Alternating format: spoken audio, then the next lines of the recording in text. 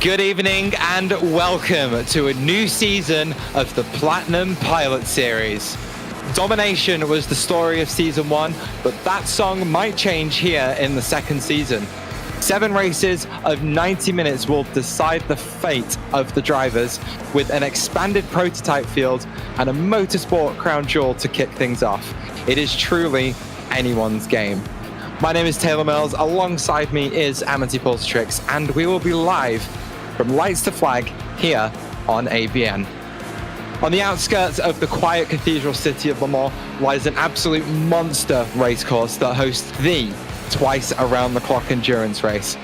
One of the last true road courses that is adored by many, where thousands come seeking entertainment, and only a few get the honor of coming to seek glory. Fortunately, the barrier to entry for us is much lower, and we have a deep field in the hunt for victory today. And here at PPS, we like to keep things simple. We have 2 classes out there today, LMP2 and GT3, in a multi-class race, which is, of course, the best form of motorsport. Straight line speed and high commitment will be the story of the day, with a little bit of traffic management to help spice things up a little bit. So without further ado, ladies and gentlemen, welcome to the legendary Circuit de la Sarthe. To help take us through proceedings today is my long-suffering co-commentator and producer, Amity Pulsatrix. And Amity, a lot has changed since Season 1, so what are you most looking forward to this time?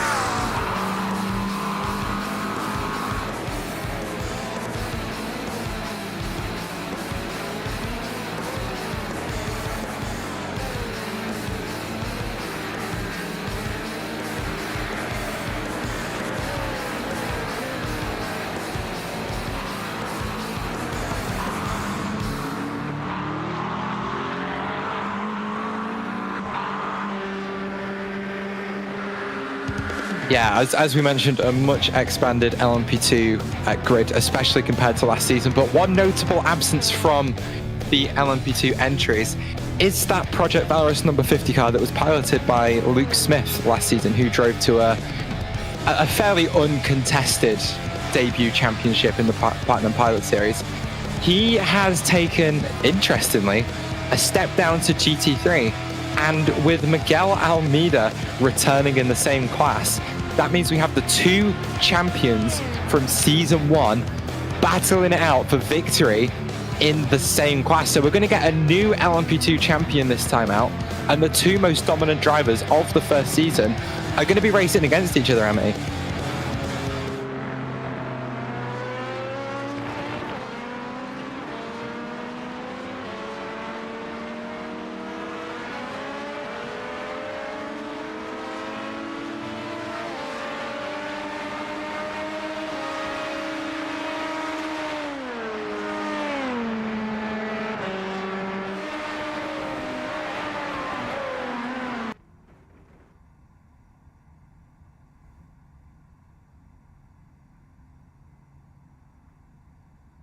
Those who joined us on Saturday for the opening round of the Platinum Endurance Championship will certainly recognize a lot of team names out there on the grid, not to mention NGC, XBD, Writer Engineering, and last season's GT3 Teams champion, Sonic Racing Team, who have brought the absolute house to Season 2.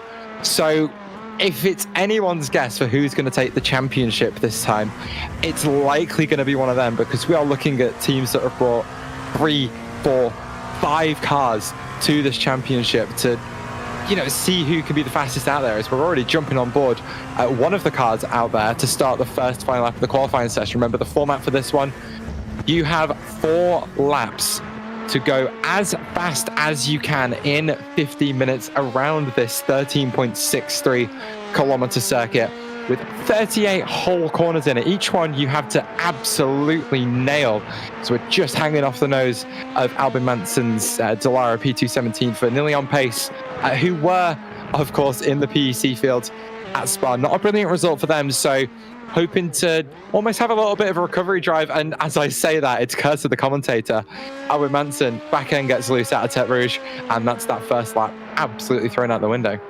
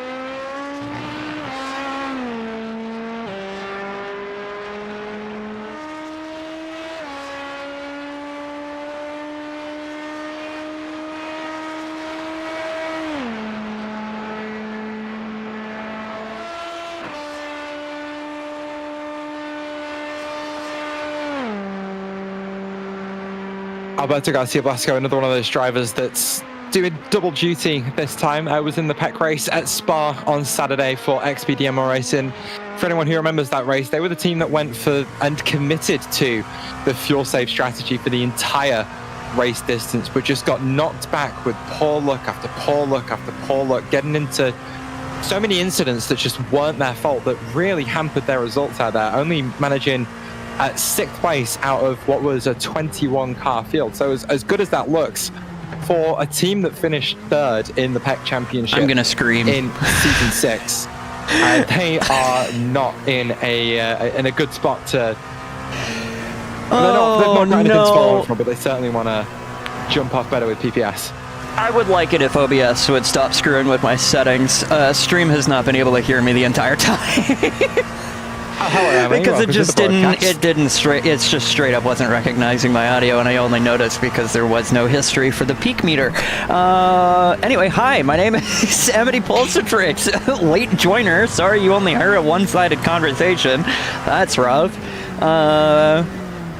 Sorry. Hey, it's the first race of the season. Scuff is going to happen. It's going to be a little bit scuffed, but we're all good.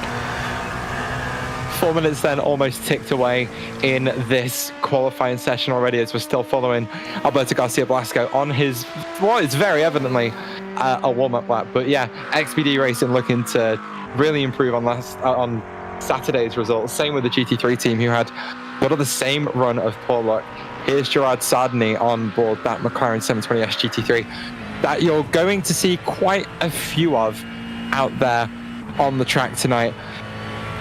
We don't have that many GT3 entries, but it's easier to tell you which cars aren't McLarens. There's one Ford, one Audi, two Audis, one Mercedes, one Porsche, and an Acura NSX, as those first lap times do start to roll their way in. Yeah, we're already seeing some of the initial lap times coming in. We saw, I think I noticed a few drivers are probably just taking their first lap as a warm-up lap. That is a bit of a risky procedure to take, because yeah, sure, you will have warmer tires by the time you start your second lap, but the problem with that is if you screw up your second lap, you've got nothing to show for it. You're not going to have enough time to complete a second lap if your second lap is screwed over. So quite a few of these drivers are trying to play it safe, bank a first lap on moderately cold tires for the first sector or first 2 sectors of the lap, and then throw down a heater on the second. So we'll have to see if that strategy that we saw XPD Racing Endurance pull off with the driver of, who was it who was weaving and bobbing and weaving? Alberto Garcia Blasco?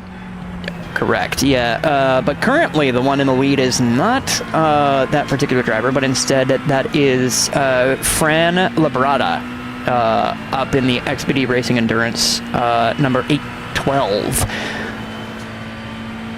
Yeah, so a strong start to the session for XPD Racing. Labrada, as you say, at the top of the standings right now, followed relatively closely by Veraco Esports, Maxim Rubruk, only 1 and a bit tenths off the back, which at any other sort of circuit, we are talking a couple of hundreds, maybe even a few thousandths. But those sort of gaps, those differences can really be exaggerated by a circuit as long as the Circuit de la Sarthe, as that gorgeous sounding Audi R8 V10 blasts through Tête Rouge past the camera. And it's relatively easy to say that that is one of the best sounding cars in the entire field. Just sit on board for a second and really listen as this V10, this Writer Engineering Team V10 screams its way down the Honadier.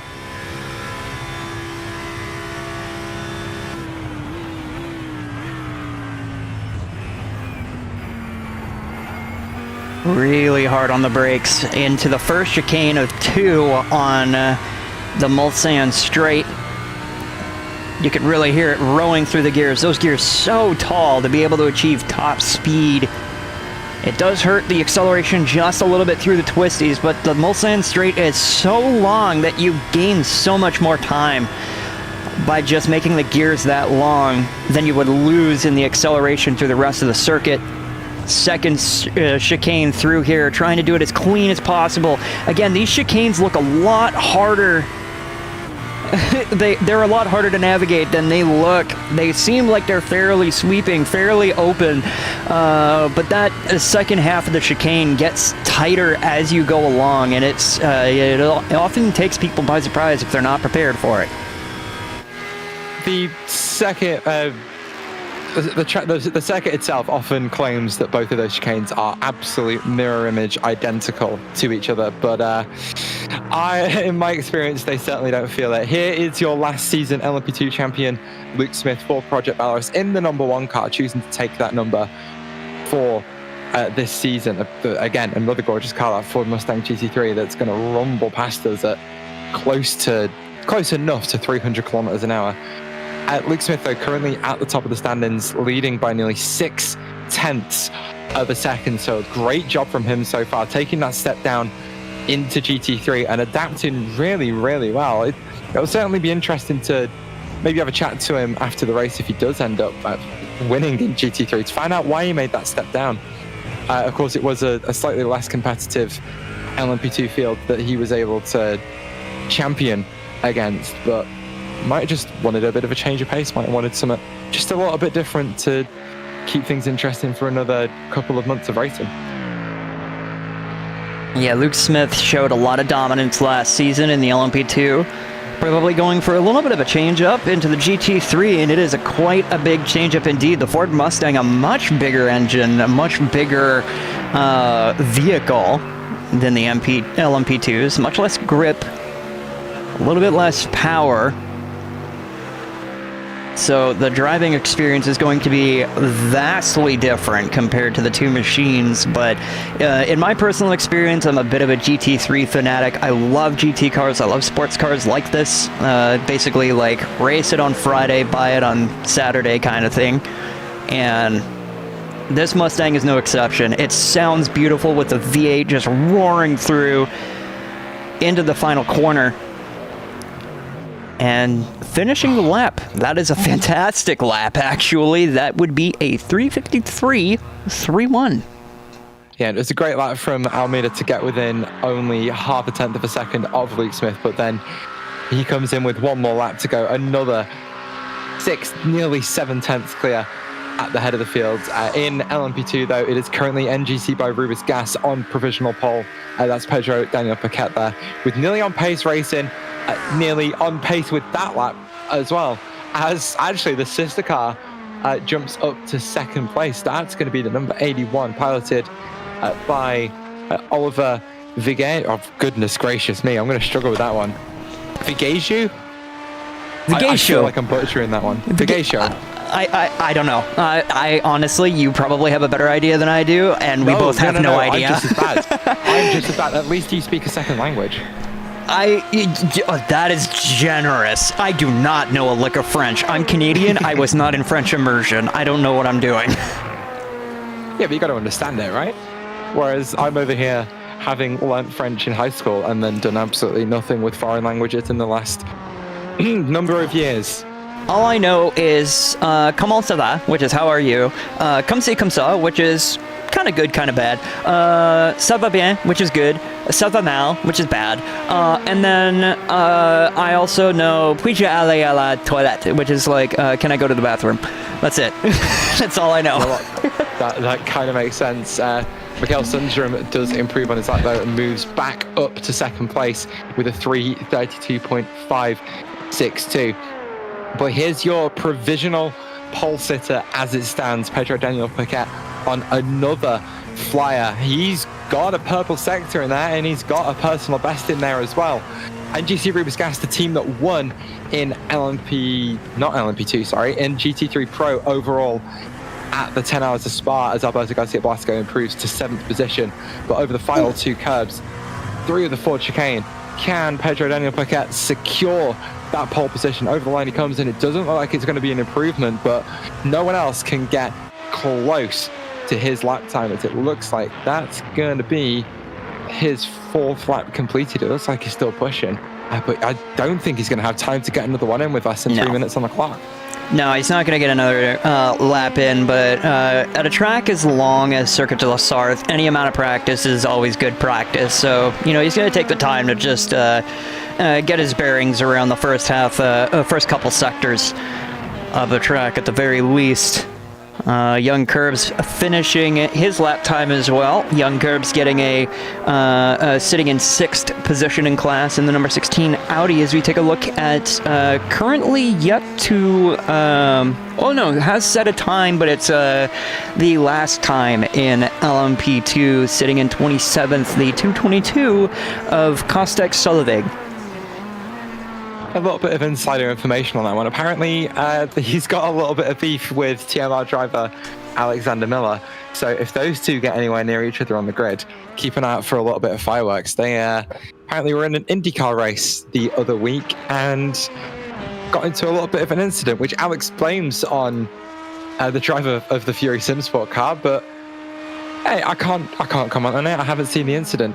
Here's Dijak Fajardo getting some extra practice in, as he said, a very, very long lap and some time left in the session to try and get a little bit more practice in. And that is another XBD race in LMP2. I daren't count every single one of them in the field because I'll be sat here for a while, but as Carol Stout goes into the wall on the outside of the circuit, it looks like our grid is going to be set for today's 90-minute race as the clock ticks just up to 14 minutes gone with 60 seconds left in the session.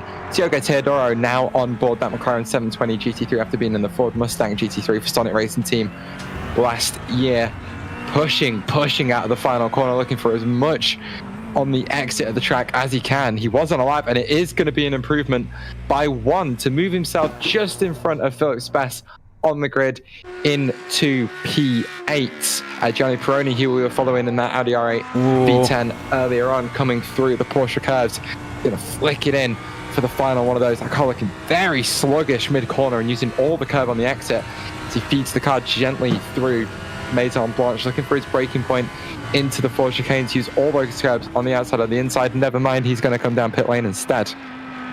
Good idea to practice that pit lane entrance. Never mind. Not even going to do that either.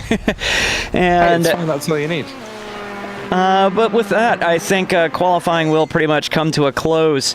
So we might as well get ready to go on to the grid and see where everybody ended up finishing up.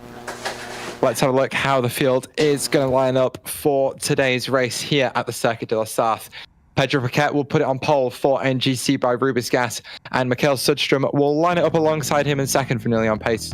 And in third place is Oliver Vigezju. Will get there in the end, again for the sister nearly on pace car, with Maxime Rubruck in P4. P5 goes to Fran Labrada for XBD Racing Endurance, with Bard Mattia lining up on the end of the third row. Alberto Garcia Blasco and Dominic Isenberg for Twin Turn Sim Racing will line up on row 4. Nelson Clemente and Daniel Fascia will complete row 5 on the grid. For MH Racing, Mark Hagler will line up in 11th, and Albin Manton, who we saw have that moment on the first lap, will line up 12th. Miguel Alonso for SRP Racing Team will line up alongside Alexander Miller for Taylor Mills Racing in 14th. Didac Fajaro, goodness gracious me, excuse me. Didac Fajaro for another XPD racing car will start 15th with Stefan Le Guin alongside in P16. Leandro Mendez and Adriano De Chiro will line up alongside each other in 17th and 18th. And Scarlett DeMarco and Carlos Acosta will complete row 10 of the grid. Carlos Pereira for SNM and Matthew J. Luke, who we saw have a couple of good races last season, will line up 21st and 22nd respectively.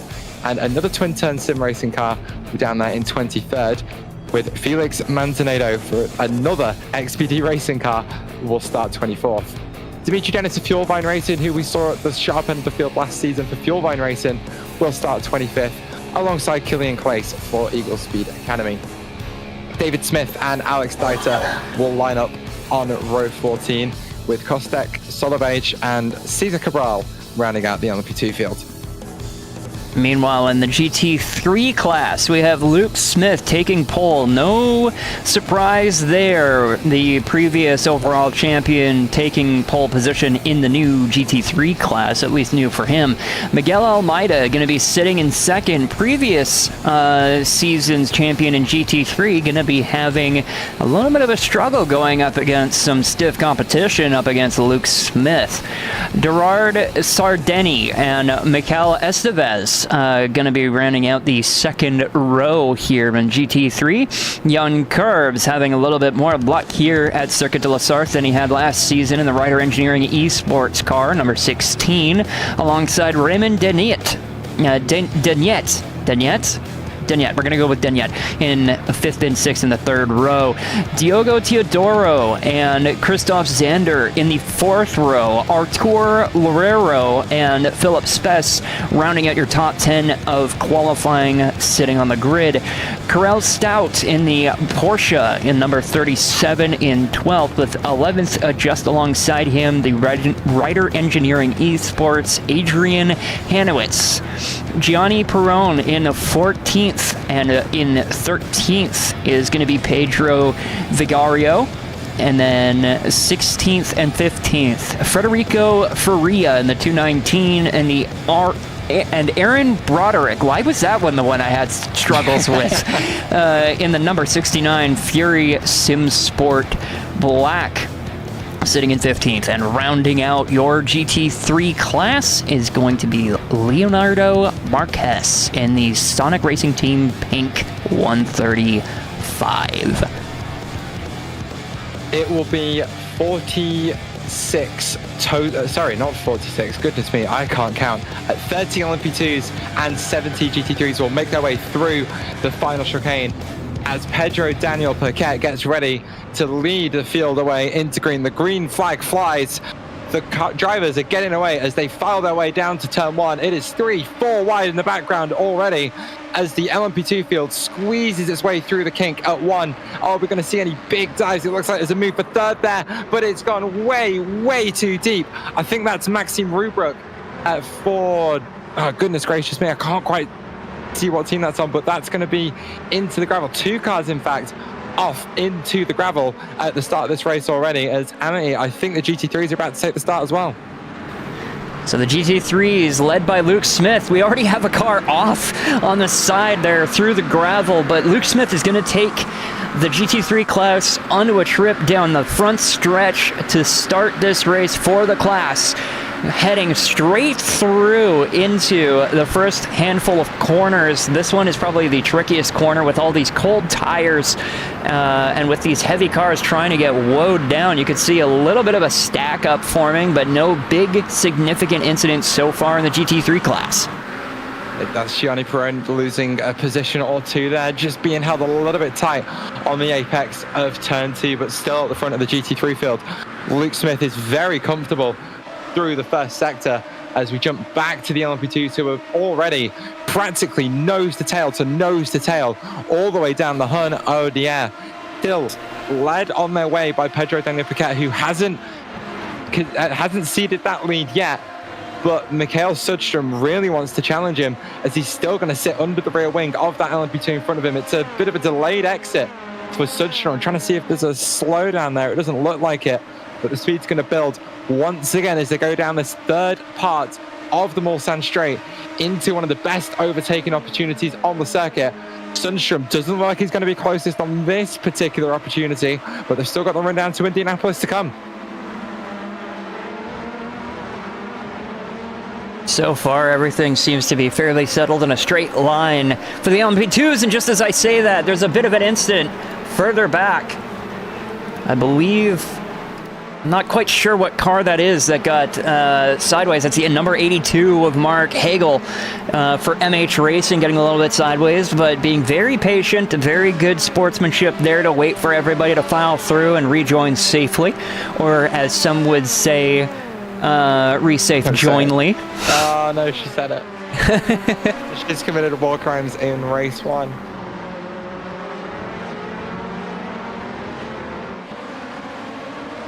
Meanwhile, there's a little bit of a battle here side by side. Go back towards one of the long straights. Oh, a very big lunge from Pedro Vigario in the voracious McLaren.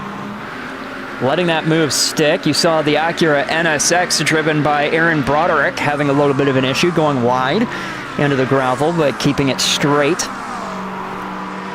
Very tight 4-car pack here. A very tight drafting battle, and that is pretty much the name of the game at Circuit de la Sarthe, is just drafting. You want to get behind the car in front, because the car in front of you is going to be punching a hole in the air that doesn't have to hit your car. That's going to make you go faster than the car ahead, and it's going to give you a little bit more momentum to be able to try and pass. Well, certainly at the moment, it doesn't look like any of these McLarens are looking to try and get back past each other, as Artillerero were looking for a dive even though down the inside of Arnage. But all these guys at the moment looking comfortable enough to just sit behind each other and maybe save a little bit of fuel. Not too much in terms of strategy here today at the Circuit de la Sarthe, especially in that GT3 field. Still expecting a one-stop from those guys. It's just going to be a question of when do you decide to pull the trigger and come down pit lane. But for those LMP2s, oh no, hang on, that's a big spin for Luke Smith at Porsche 2, as he's going to collect one of the XPD racing cars as well. And I think another one of the McLaren GT3s involved down there at Porsche 3. The rear end of that Ford Mustang GT3 just completely letting go through that second corner of the Porsche curves. And your LMP2 championship leader from season 1 is going to be out of this race already. That is incredibly unfortunate. We're going to take another look at that. That is a very unexpected mistake from Luke Smith. Taking another look at it, you can see the rear end just get so loose in the car. Maybe the tire is still a little bit too cold. Number 87 of Mikel Estevez of the ZRT Momo Tires ARG team, unfortunately being collected in that incident. I do believe there was another one collected in that situation as well. I'm not exactly sure who it was. I believe it was Gerard Sardeni in the XPD Racing McLaren. You can see how much toe is pulled out on that car. The suspension completely damaged. It's basically going sideways through the corner because of the way that the rear tires have been angled from that incident. Very unfortunate for 3 drivers already on lap 1 of the race. Yeah, the Porsche curves, of course, probably the tightest section of track on the entire circuit. Those couple of corners going over that bridge leaves absolutely no room for error. Don't ask me how I know. The 2023, 2022, 24 hours and more is still a very painful memory for me. As at the front of the LMP2 field, that fight it's not much of a fight, but they certainly are still on their way on the run down to Indianapolis. Oliver Vigescu not really looking for a way to get past, as we're just going to take a peek at Albin Manson, who is right underneath that rear wing of what I believe is one of the SimRace Sweden esports cars. It's not SimRace Sweden, sorry, Eagle Academy cars. It is Stefan Gwen, but to the outside goes Manson around the outside of the first apex of Indy and sweeps it back to the racing line. A very quick, very clean, very easy pass. And it's going to leave nearly on pace up into 10 as Albin Manson, looking at the rear end of that TMR car of Alexander Miller, as he's actually starting to lose the draft of the cars in front of him, and the 41 car is looking to be a little bit vulnerable.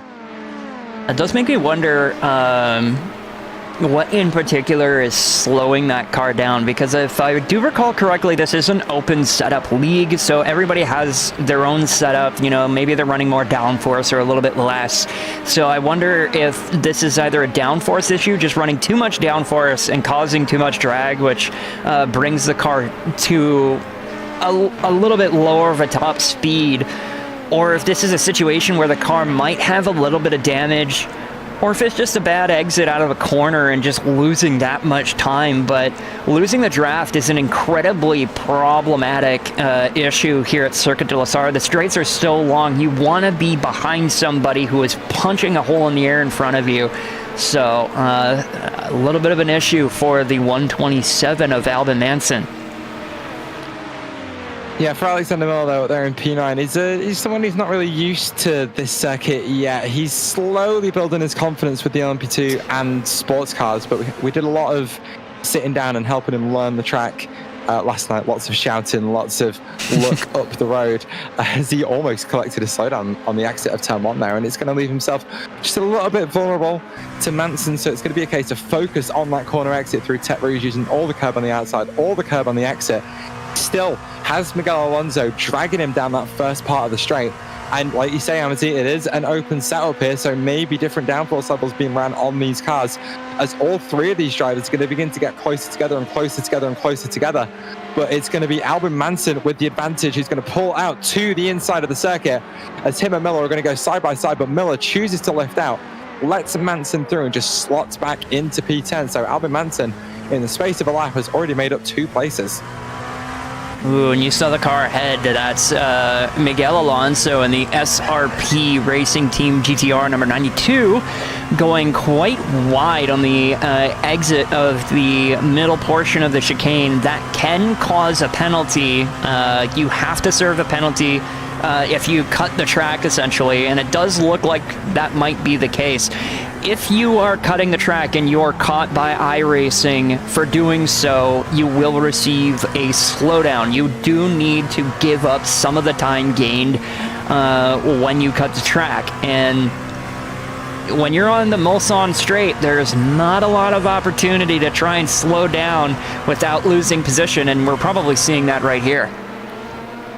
Yeah, it's more slipstream for Albin Manson that's going to give him the run that he needs down into Mulsanne corner. Miguel Alonso on a very tight line through one of the slowest corners on the track that might leave him vulnerable to Alex Miller, but it's now Manson who has all of the work to do with a gap of 2.4 seconds to Dominic Isenberg. But talking about racing, here's Carl Stout even for Balka Black GT in that Porsche 911 that's just made one heck of a move on that McLaren 720S GT3 in his mirror. Maybe a slowdown for Christoph Zander to carry that little speed out of Tete Rouge. Yeah, that's probably a situation where it was a slowdown. The speed differential was pretty extreme there. You don't really gain that much speed in the draft in these GT3 cars. Very big, a very big hole that these cars are punching through the air, as we see more side-by-side action with Raymond Deniette and Jan Kurbs, Mercedes versus Audi. Yeah, Kurbs, of course, your winner from the Hockenheim round of Platinum Pilot Series last season. And, of course, P2 finisher in Peck from Spa, writer engineer in a team that hadn't had much luck in either championships in Season 1 and Season 6. So really looking to make a recovery in Season 7 and Season 2. He's going to have a peek to the inside. It's V10 versus V8 as they go side by side down towards the braking zone for Mulsanne corner.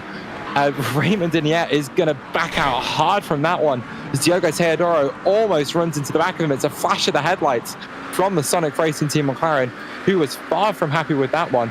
But just like that, that is a position made for Jan Kurbs in that Audi, as his job now is to hunt down Miguel Almeida.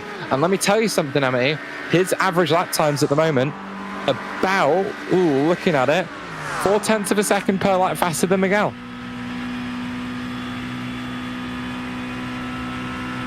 Taking a look at this on board on the roof cam of Diogo Teodoro, piloting the McLaren 720S GT3. I think it's a 720. Yeah, it's a 720S GT3. I keep getting them mixed up. It's all a bunch of numbers and numbers and letters. Right behind the Mercedes-AMG GT3 of Raymond Dignette and the Audi R8 GT3 of Young Curbs. You can see just how much of a differential there is on that exit. That shows the importance of corner exit at this track. You want to try and make sure your exit speed is as fast as possible. You're on the throttle as early as possible, because trying to get as much speed out of the corner means you have more speed already when you're into the straight. And it basically kind of feels more like a nitrous boost. You just have more speed that you can gain throughout the straight, and you're able to gap the people behind you. But if you get a really bad exit, you can really feel it. You watch them almost stretch into the horizon as you go faster and faster, and they're just going slightly more faster than you.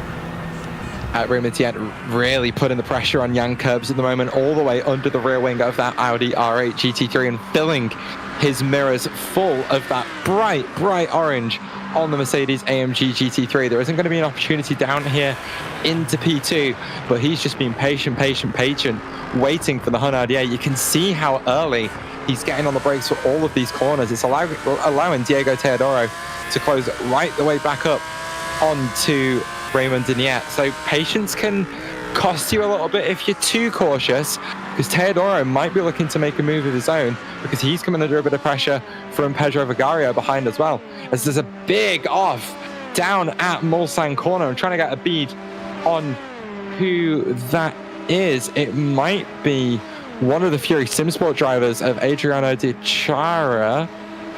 Yeah, it is very deep at the apex of Mulsanne, off into the gravel. Rejoins relatively safely, keeps it way off the racing line as the rest of the LMP2 field files through.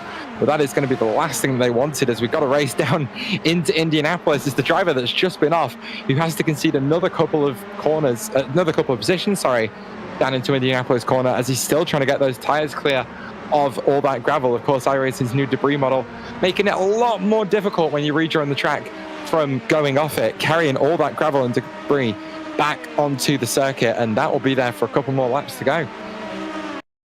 We'll take a look at that. I think I might have missed this. I'm not sure if you saw this on the back end of the shot here, but there it is, going quite far off track, and that is definitely going to be a track cut penalty. Have to give up quite a lot of time. That was a lot of time gained as slow as he was going through that chicane. You can see serving it off track there, just on the shoulder of this public highway. Circuit de la Sarthe is a temporary circuit that takes place partially on real streets, on real highways, somewhere in France. Oh, and there it is. Once again goes off track. And that's just as you mentioned, the gravel being on the tires, trying to slow it down, locking up the wheels, and going straight off once again. I can't believe you just said somewhere in France, as if Le Mans isn't like one of the locations in France. I don't know. I don't follow WEC. I follow IMSA. I'm almost offended. This is my favorite racetrack on the calendar. Okay, mate. Listen, I'm sorry. I'm a bit of a jingoist. I like watching American motorsports. I don't know much about European tracks. I don't really care for European tracks. Yeah, I like Road Atlanta. My favorite track is Road Atlanta, okay? I have bad taste. I know. It's okay. Road Atlanta's a great circuit. We're not going to be slugging Road Atlanta. I've heard a lot of people talk smack about that track, so I never know where it actually is in the tier list, but it's S+ tier for me. I like, even outside of grip racing, right? Drift, like the Formula Drift layout of Road Atlanta, it's like one of the only courses that loops back in on itself, and it's incredible, and the viewing is great. You got the stands, all where all the action is. You get to see all the smoke. I don't know. I'm just fangirling about drifting now. There is a time and a place to that, because Daniel Facia is trying to get past Nelson Clemente for P18 in LMP2, being a little bit patient about it, maybe waiting for his opportunity to get by without being at risk of a re-overtake, as Mikael Sundström, I think, has just got down the inside of Carlos Acosta into that second Mulsanne chicane. Brave on the brakes to get it done down the inside of there, but Clemente with a very checked up exit from that second chicane. It's actually getting a push down into Mulsanne corner as we're jumping on board with Carlos Acosta. They're going to be side by side into Mulsanne corner, but Sundstrom is just going to get the better of him on that inside line. But just behind these two as they fight, Clemente and Fascia are taking advantage of some super speedway style racing to get that gap closed, Emily. Yeah, the drafting being very important, but what you don't often see in LMP2 is exactly this, bump drafting. What they're doing is literally getting right up on the rear gearbox and just making a gentle little taps to make that front car go just a little bit faster. It's a very high risk, high reward play to do, not recommended to do in the LMP2s because you can look at them. They're basically wedge shaped. That little front splitter can be enough to lift the rear wheels off the ground and completely flip the front car around. But if you're careful enough about it, you can just do light little taps to nudge that car forward and pass some of that momentum you've gained in the draft onto the car in front and gain some time on the cars ahead. To be fair, I think that's the beauty of the LMP2s, is the fact that they have so much downforce, especially compared to the stock cars that they race over in NASCAR, that when you're doing this bump drafting, because it is mostly on a pure straight, you're not going to be doing it into the corners. It does keep the car relatively stable. You don't really have to worry about any sort of loss of control or lifting up of the rear axle. Credit where it's due, as the sun really starts to set here at Le Mans. The headlights well on by now, as I'm sure Pedro Daniel Piquet's rear view mirror is going to be absolutely full of LMP2 headlights, as it's one of the nearly on pace cars following closely with Fran Labrada in P3 as it stands. These guys just happy to maintain position for now. We say there's not much strategy in LMP2. It is a definite two-stop with those 35 or so minute stints. But if you can save any time down pit lane, if you can maybe pit just a little bit later than everyone else, run the tank a little bit more dry on those nice warm tires, because of course there's no reason to not take tires, could save you quite a bit of race time. The only concern, of course, we've already referenced super speedway racing once. If you pit earlier or later than everyone else, there is a chance that you're going to lose your drafting partner, and then that's going to absolutely tank your race time. But I'm looking up and down the standings right now, and it is just an absolute sea of red, as everyone, pretty much everyone in the field, is within about a second of each other. Yeah, this is where you're going to see a lot of tight racing. With all these long straights, you don't really have much of an opportunity to break away from the other cars around you. The only time that you ever really do get a breakaway is if another car makes a tremendous mistake on the exit or the entry of a corner. Either they lock up the brakes and aren't able to get it woed up enough, and then it compromises the exit of the corner, or they get on the throttle too early and also compromise the exit of the corner. That's the only place that you can really make a mistake big enough to create these kinds of separations. And even then, if you create a separation, it's only a matter of time before you make a similar mistake and the car behind just starts catching up. It's one of those drivers that we've been saying is well on the move today. Albin Manson up in P8 at the moment, right under the rear wing of Dominic Isenberg, as they're on their way down, well now on their way to Indianapolis. Manson has already made so many overtakes so far today and is looking to make another one on Isenberg. Pulls to the outside of the circuit. There isn't going to be a way through there, as Manson backing way out into the first part of Indy. And again, another driver that perhaps right now is content to hang out behind the car in front and let Isenberg do all the work for him. Gap to the car in front of them about 2.5 seconds or so to get up to Fajardo. So again, not much of a rush for either of them. If they're closing that gap, maybe they could do some bump drafting themselves and take advantage of just how quick these cars can be on the straights. And another thing you can see too, especially while you're in the cockpit here, riding alongside, I believe this is Albin Manson. You can see on the right side of the screen on the bottom right corner, is the dashboard. You see what gear they're in, and you also see the speed. As soon as that speed ticks into about 270, 280, you start seeing sparks coming out from under the car ahead. That is because these cars are so low and generating so much downforce that that's literally the floor of the car scraping on the ground. And you would think that creates some amount of friction or drag to slow down the car, but because the car is so low to the ground, that's actually kind of a good thing. It kind of seals the car to the ground and makes all of the air go over top the car and reduces the amount of drag that a car has to deal with while it's at high speed. But it does create a neat little fireworks show while you're on the straightaway. Very deep into turn 2 for Dominic Isenberg, who's really feeling the pressure of the nearly on pace car behind him. Albin Manson just driving this car exactly how he needs to right now. Tucks the car in nice and early to Tete Rouge, and look at the run he's got, the speed building in the slipstream. This is the longest section of straight on the entire track where these cars reach their absolute highest speeds. Watch as it ticks over 300 kilometers an hour. Out of the draft comes Manson. Isenberg defending to the inside. They will be side by side on the way down into the Daytona chicane. Both cars, who's going to be the latest on the brakes? Isenberg keeping that advantage on the inside, gets the second apex first, and Albin Manson is going to have to set that one up and do it all over again.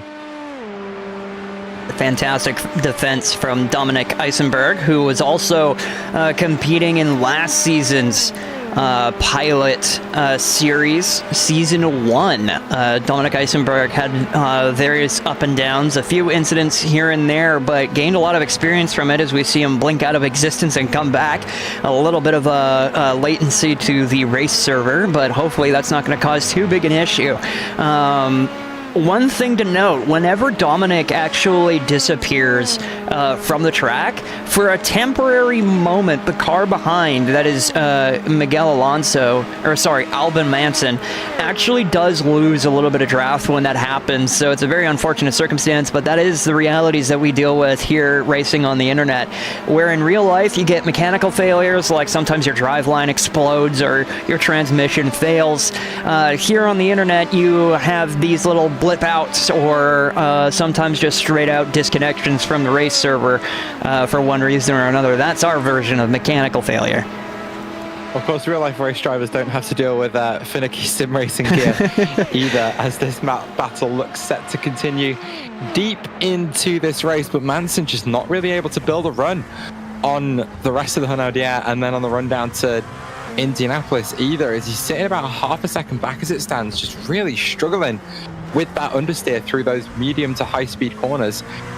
Just a little bit checked up on the exit of Arnage as well, as it looks like we've just seen the purple lap in GT3 set by Diego Teodoro, a driver who we saw was extremely fast last season, but was just beaten pretty much back to back by Christoph Sander.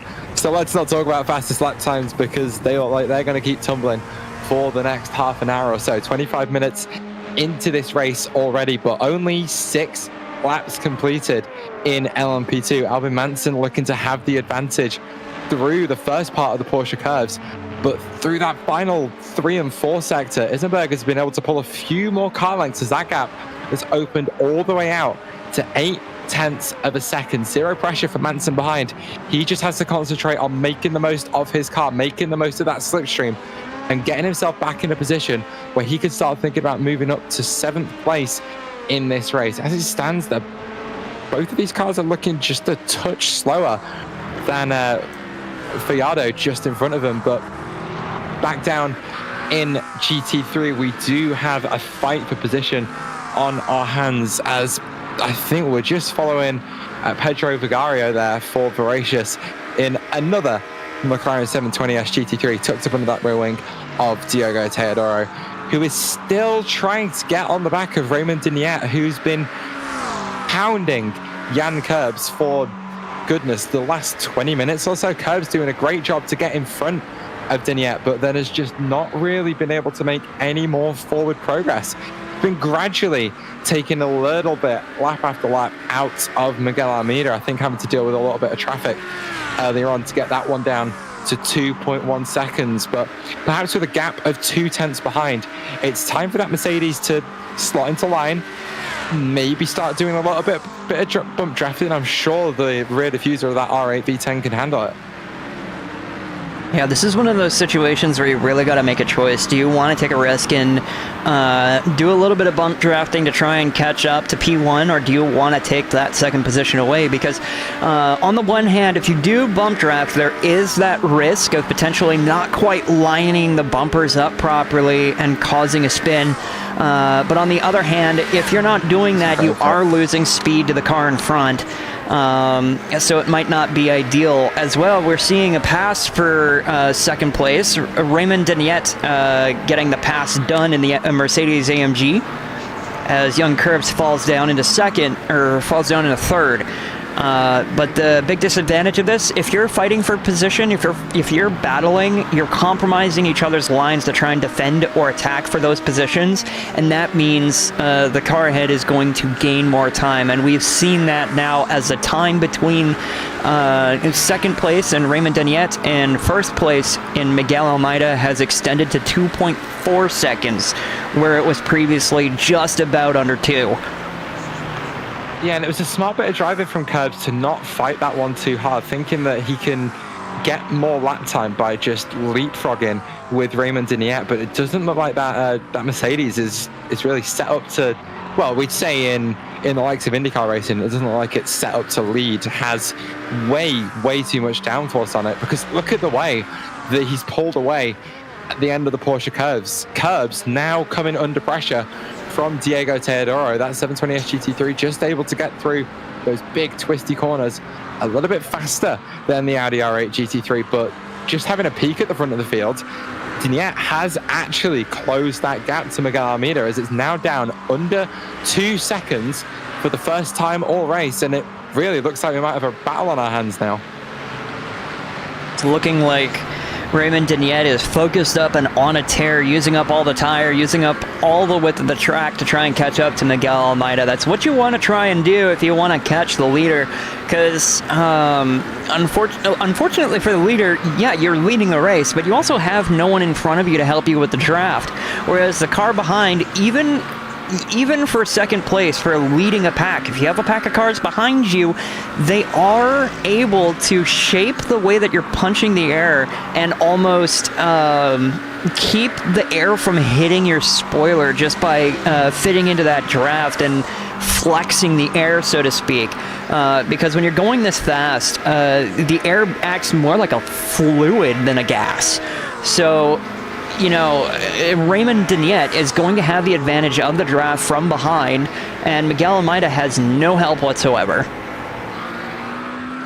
Get that down to 1.9 seconds. Curbs absolutely willing Deniette down the straight. That Audi looks like it has the legs on the Mercedes in front. Curbs maybe looking to try and take advantage of that to either just save a little bit of fuel in the slipstream of that car ahead, or again, are we going to see some of that bump drafting? It's something that Curbs and the teams that he's driven for are absolutely no stranger to. Back in the Apex Racing League Prototype Challenge a couple of years ago when we first got the LMP2, RLR, who Jan drove for at the time, were the team that really perfected that bump draft strategy as they went to a very dominant victory in that race as well. Curbs, of course, now racing for Reiter Engineering. RLR going through a bit of a collapse at the end of 2022 as we moved on to the GTP machines, but doing a great job to take advantage of the speed that Audi R8 has. Just look how much he was able to close up before the braking zone for Mulsanne corner, just showing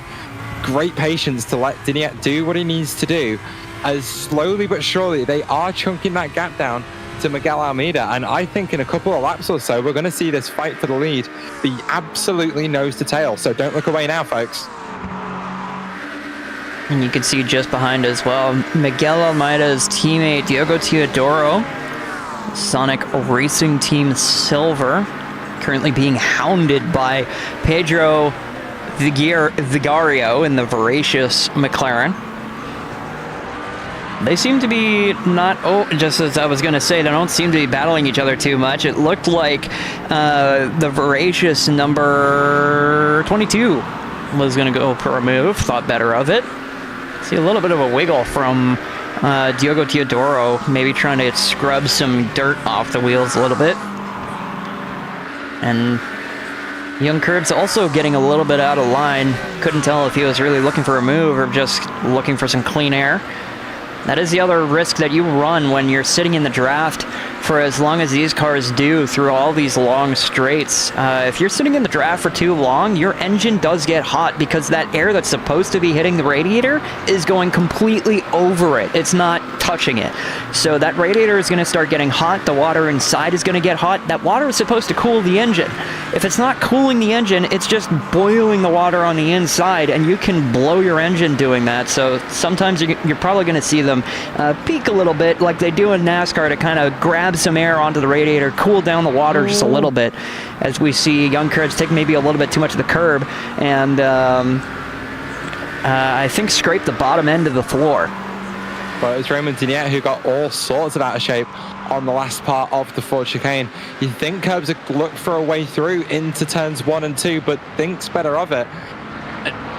You'd think we'd see a little bit more battling for position in this sector of the track, considering it's one of the best overtaking spots on the circuit. We do have LMP2s down pit lane already, by the way, having only completed 9 laps, but that's because the front end of the LMP2s were about to get into the GT3s, and I think some cars are going to choose to stay out, but a few others choosing to take that slightly earlier stop, Amity, and get out of the way of that traffic where they can.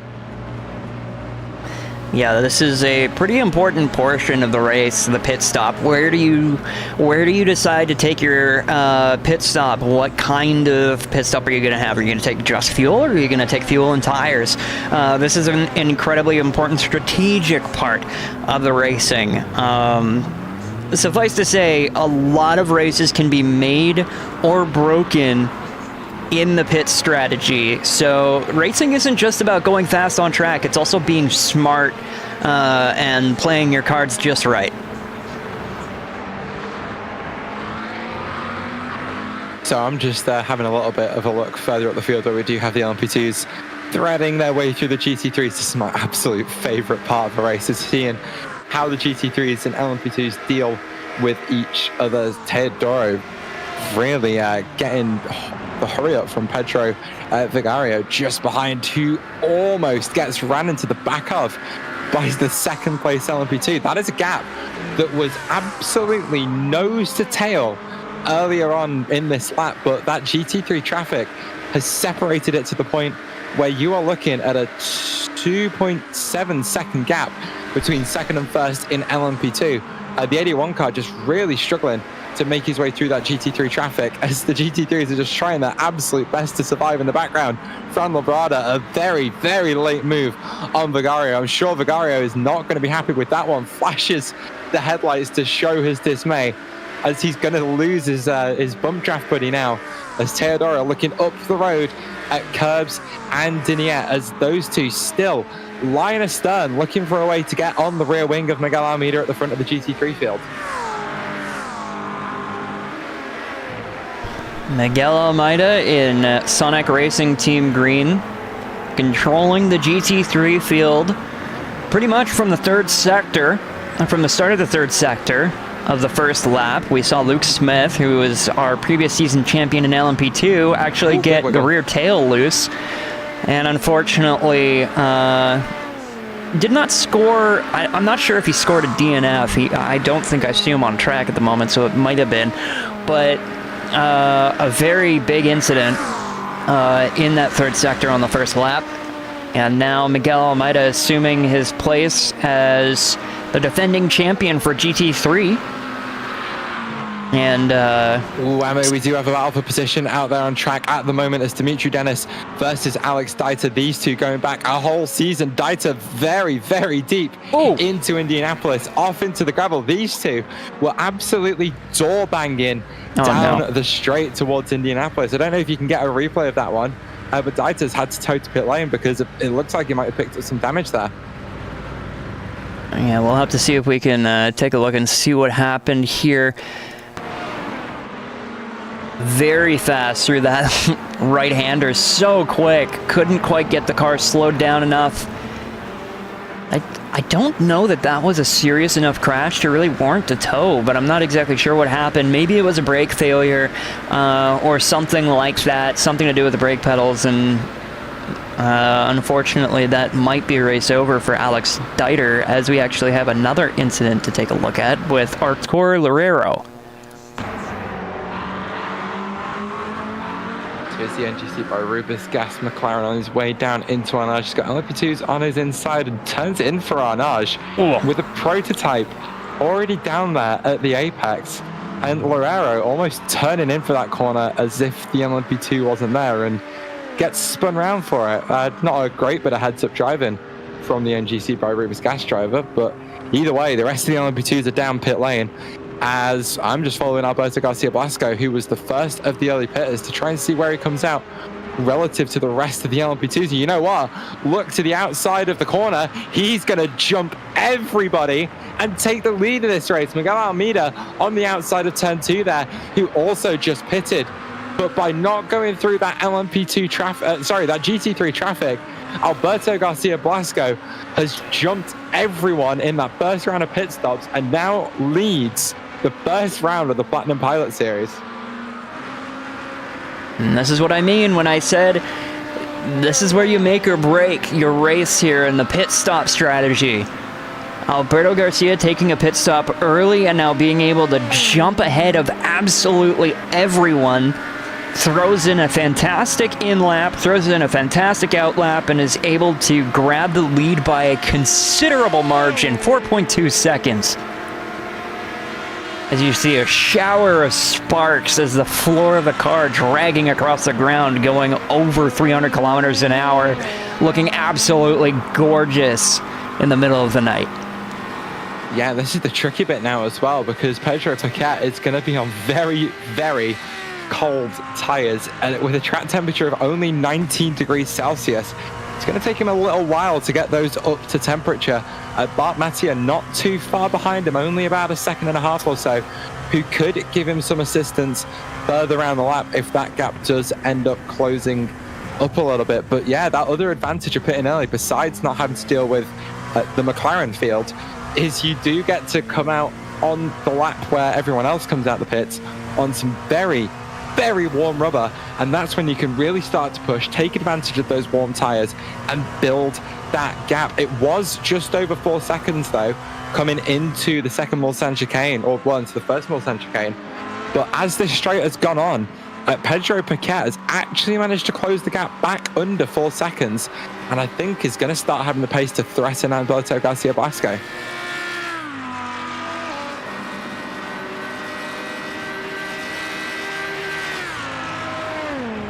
Number 85, you can barely see it aside from the headlights.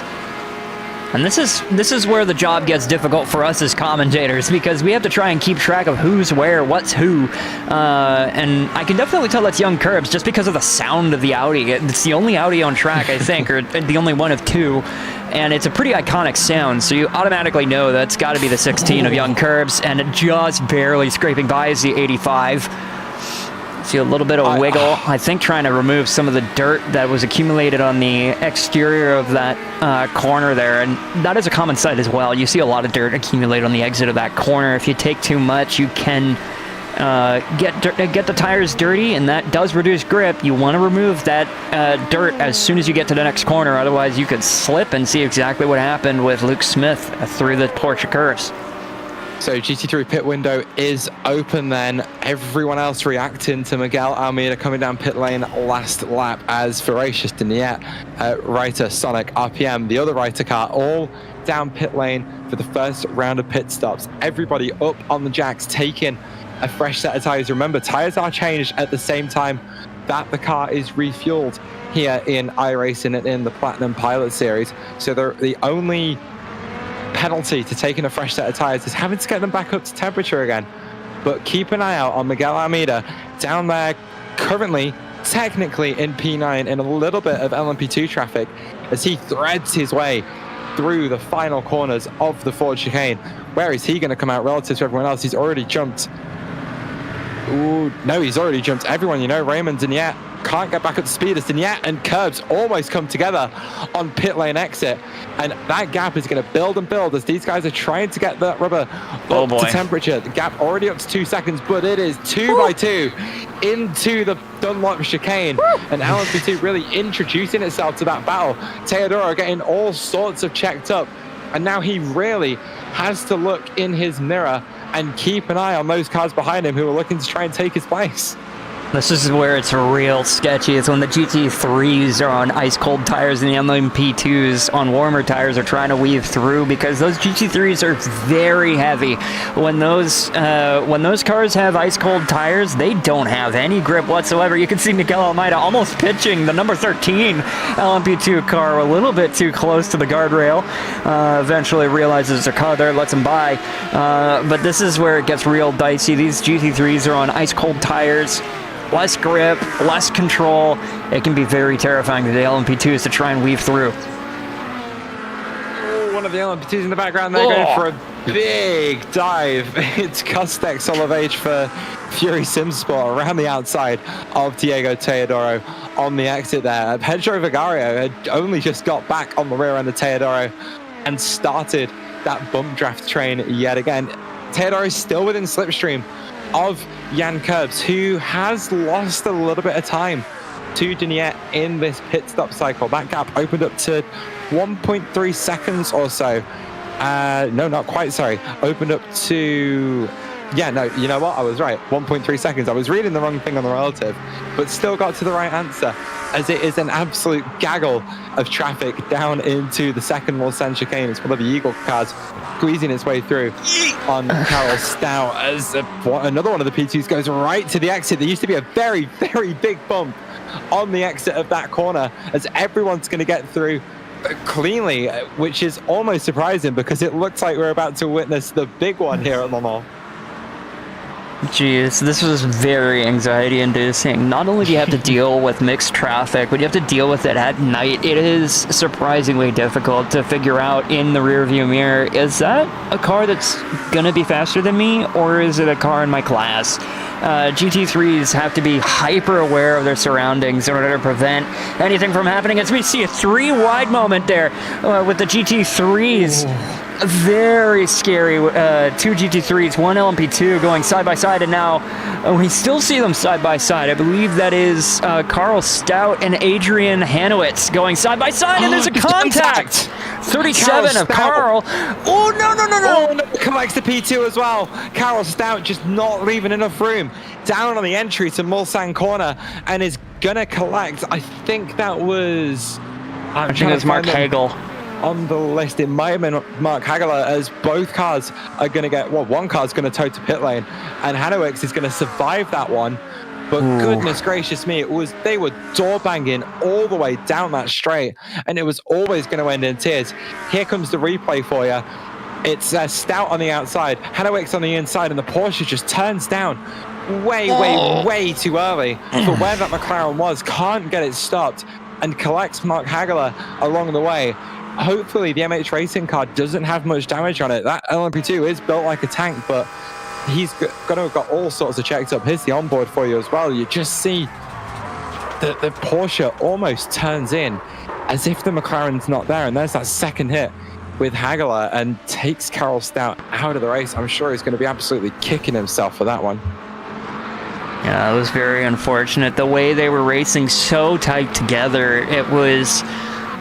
I hate to say it, but it is inevitable. And again, there's that risk that you run with these internet races.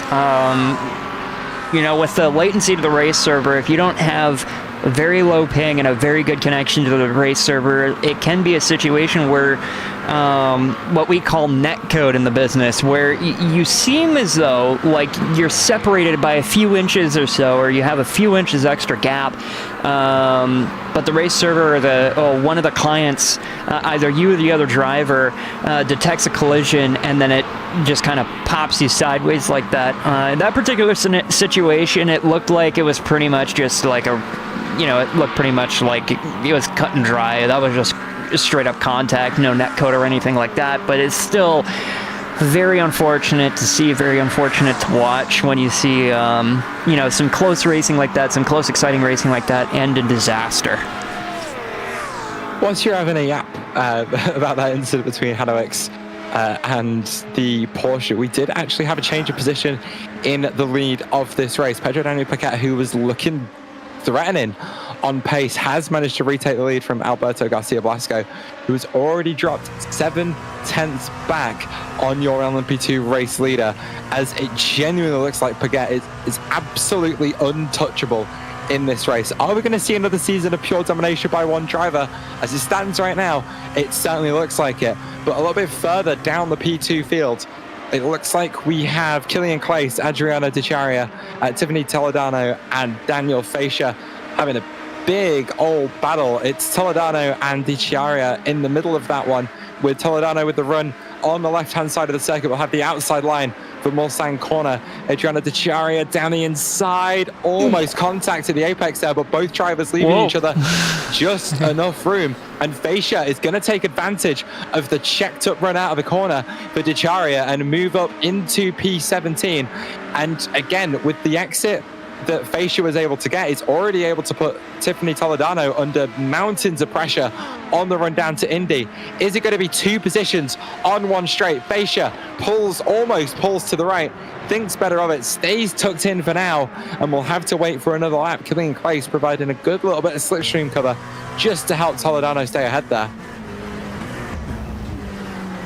This is a battle here for 15th position in class and overall, with Killian Claes leading this little pack here. Riding on board with Adriano Di Chiara in the Fury Sim Sport Blue machine, the number 36. Just ahead of us is Daniel Facia in the S&M number 247. Just ahead, and then just ahead of that, Tiffany Toledano in the SRP Racing Team number 113. And this is a game of inches here through the Porsche curves, especially in the LMP2s. They got so much grip through this section. You want to try and take up as much of the track width as possible, but that grass on the outside dares you to take a lick. And if you get just a little bit of grass on your tires, that can harm your performance for the next few corners. As we see sideways is Adriano Di Chiara, keeping it fairly settled, but losing a lot of exit speed because of the loss of grip on the exit, as the three cars ahead form a little gap. Yeah, it does seem like Claes, Toledano, and Facia have the advantage at the moment, but Claes almost acting like a little bit of a roadblock at the front of this one. Just didn't quite have the speed through this first sector. Perhaps that car set up a little bit more for the straights. Toledano just missing the apex down at the first part of the Forest S's there. Tucks it in nice and early for Tete Rouge yet again. Not only a slowdown on the exit of that corner now, but a 1x as well. So as if losing the time wasn't punishment enough, now his safety rating is going to take a hit. But in the slipstream is Tiffany Toledano, as that speed is going to build yet again, almost touching 320 kilometers an hour. Pulls to the right-hand side of the circuit, showing the nose to Claes. Might think about it into the first chicane, is going to. Claes is actually lifted off a little bit early there. Toledano gets to the inside before everyone, but very, very wide on exit. Just about misses the tire barrier on the outside of the circuit. But Claes' compromised line on entry to that first chicane has allowed the 47 to get right up under his rear wing as Claes fades to the inside to defend. They're going to be three wide on entry to the second Mulsanne chicane. Claes is actually going to just back out a little bit early and is going to check Daniel Facia up as well, as Toledano will lead this fight into the second chicane, but it's a big moment at the second apex as Toledano goes very, very wide, drops very quickly off the back of this fight and has to recover, or they're going to lose a couple more positions. Felix Manzanato is going to squeeze through as well, and Scarlett DeMarco only 1.9 seconds behind, but a really unfortunate moment for Toledano, really going to put a damper on their race. It's always really frustrating to have one of those moments in the chicanes because the Mulsanne straights being so long, if you make a mistake in either of those two chicanes, it is going to hurt you big time. And unfortunately, Toledano victim to that particular scenario and losing track of the battle for 15th place and falls down the order as we see Adriano Da Chiara trying to catch up to the 2 cars ahead. You saw the Daniel Feischl trying to look at Killian Claes, look on the inside, thought differently about it. Killian Claes, no stranger to battles here. This is the 2nd season we've seen him participate in the Pilot Series. Once again, taking combat in the LMP2. That familiar white, blue, and yellow. As I mentioned, not unfamiliar with battling here, but this is a completely new scenario here for everybody involved. Even the returning veterans of the Pilot Series. You have a lot more people, a lot more competition to be going up against. The advantage of that is you're not going to be in no man's land where you're kind of between packs and you're sort of on your own and you're kind of hot lapping or whatever. But the problem is, because you're near more people, yeah, you have more exciting time because you get to have some battles, but that does increase the risk of collisions, which we have seen a few already in this race as we narrow down into the last third of the race with 48 or so minutes left to go. 38. 38. Yeah, that's wasn't my. I failed math. I'm not good at it. So here's the thing about season 2 though that I find so exciting. We're going to have Smith versus Almeida in GT3 once that sorts itself out. I think actually there's a little bit of a battle for P4 in class happening there. Maybe a moment for Bart Mattia to drop him down into 4th as Fran Labrada and Alberto Garcia Blasco have managed to make their way through. Perhaps a slowdown at Tete Rouge, as is so often the case here. But all of those names from last season, Alex Miller, Dimitri Dennis, Mark Hagler, even the likes of Killian Claes, Nelson Clemente, Stefan Le Quen, Sebastian Ittenberg, are all down the order. Every single name in the top 9 is a new name to this championship. So if you got bored of seeing those same faces winning races week in, week out, I guarantee you that isn't going to be the case this season. As let's have a look actually at the top 5 in each class to see exactly where everyone's at. ADC by Rubis Gas currently leading the way in LMP2 with Pedro Paquette currently on board that car, looking to stay on board that car for the remainder. XPD Racing Endurance with Fran Labrada, another new name, in 2nd, with the sister XPD Racing car Alberto Garcia Blasco currently in a fight for 3rd place with Bart Mattia, who's managed to make his way back through up into 3rd place, with another XPD Racing car of Didac Fajardo rounding out the top 5 in LMP2. This battle looks set to continue. Garcia Blasco trying to pick up the slipstream of Mattia in front. It doesn't look like there's going to be much of a chance down into Porsche 1. Blasco just not able to get the run out of Arnage that he wanted. Will have to set off the 4th for now. But again, with 35 minutes left on the clock, there will be plenty of chances for overtaking. Remember, the LMP2 field hasn't made its way back through the traffic yet, and we've got at least another run of that before the end of this race, and we know that's when it starts to get exciting. 0.4 of a second is the gap between these two cars at the moment. Both drivers placing that car perfectly on the apex of the final corner of the Porsche curves as they thread their way through Maison Blanche, picking their braking point for the start of the 4 chicanes, cutting the curbs on the inside. Careful not to get a slowdown there as they clatter and clamber over the final 2 corners on the circuit before blasting their way through the valley between the infamous grandstands and gorgeous pit lane building here at the Circuit de la Sarthe to the outside of the circuit to the apex of turn 1. Blasco with a much better entry to that one. This might be an opportunity for him to close that gap up, as Mattia just has to check up a little bit on the exit of the Dunlop chicane as they make their way through the Sainte Chapelle into the Forest S's yet again for only the 16th time in this race, I might add. And here then comes Alberto Garcia Blasco's best opportunity to start making inroads on the car ahead. 0.7 of a second is what the gap has opened up to, but he's got a very, very long way to go before he has to think about those tight, twisty corners again. Chicane 1, Chicane 2, Mulsanne Corner, and Indianapolis. But 3, 4 massive flat-out sections before that. A poor run out of Tete Rouge has meant he hasn't been able to close up too much on the way down to the Daytona chicane, as Blasco is going to have to get all of the work done in the corners, fighting that turbulent, dirty air coming off the back of Bart Mathia's car. The gap stabilizes and opens back up to 9/10 of a second. It's going to turn our view down the field just a little bit, as I think you've spotted a little bit of a fight developing, Amity.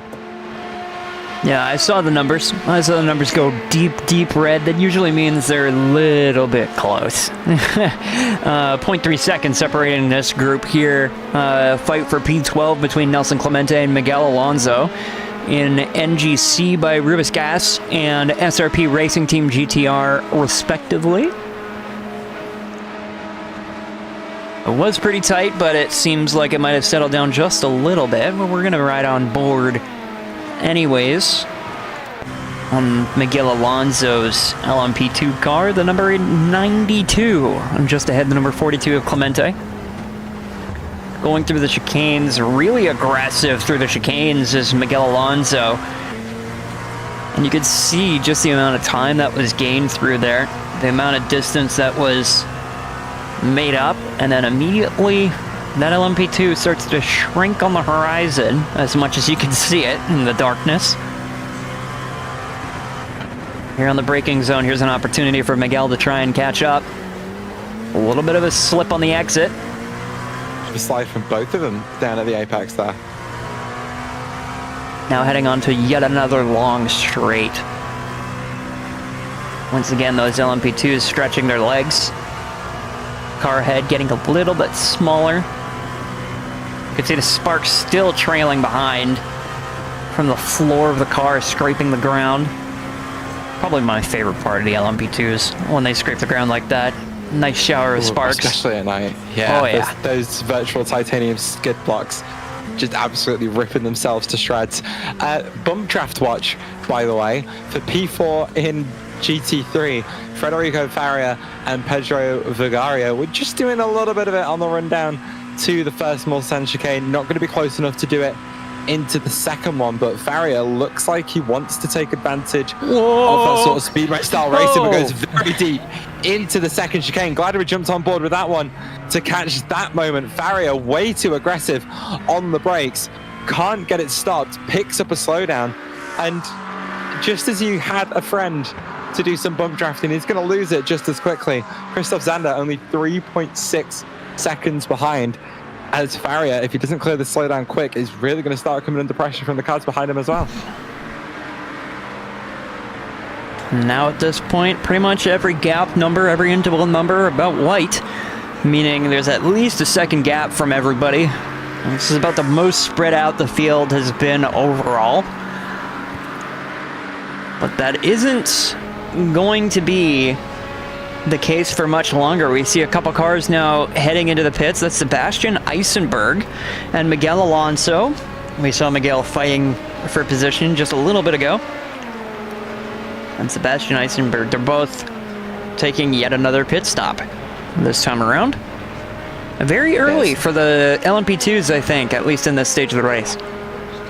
Well, we're certainly expecting that second pit stop from the P2 field. About 35 or so minute fuel tanks for the Dallara P217. So well within the window. Nelson Clemente with a run out of Tete Rouge. I think a slowdown for Solovej has really left him vulnerable on the run down to the first Mulsanne chicane. He's going to tuck back into the slipstream. But again, I don't think there's much he can do. If he does have a slowdown to clear, he's going to have to get most of that done into the first chicane. I'm expecting him to drop back a little bit, but it's very close to the tile wall on the outside for Nelson Clemente. And Solovej is actually going to stay there. So this is a fight that could develop over the next half a lap or so, with 3 big straights to come for both of these drivers now in the fight for P10 in LMP2. The gap only 0.3 of a second. And Solovej is getting closer and closer and closer as the seconds tick by. Clemente just has to hit his marks perfectly through the second chicane and try and keep himself ahead but there's only so much you can do if the driver behind you is matching. It's a great exit from that second chicane from Sarthe, who's really going to start putting the pressure onto Commentator now. The NGC by Rubis gas driver can see a mirror full of endurance headlights off the LMP2 behind him. Sarthe is going to look to the outside of Mulsanne corner. There isn't going to be a line for him to do it, but it's going to force Clemente a little bit offline on the entry to Mulsanne corner. Perhaps Kostek trying to put the car in front off just a little bit, but ends up getting an oversteer moment himself. Clemente a little bit of weaving to try and break that draft. Kostek just not following him. Eventually does on the run down to the final part of this straight. As we get down towards Indianapolis, I don't think he's going to be close enough to a move. It'd certainly be brave to do it from 0.4 of a second back into one of the biggest braking zones on the circuit. Clemente keeps it neat and tidy. Kostek keeps it neat and tidy. Into Arnage they come. And look at the concertina effect down into the slowest corner on the track. Clemente almost making contact with another tyre barrier on exit there.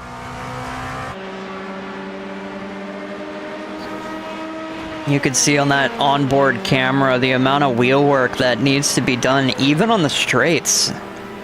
You know, these are real highways that traffic repeatedly travels down. When this section of the highway isn't closed down for races at Circuit de la Sarthe, then those bumps really do have an impact on your ability to keep the car straight, especially if you have those really strong sim wheels that you can get these days. You know, it kind of jerks your hands around. Any little bit of tire scrubbing is going to reduce your speed.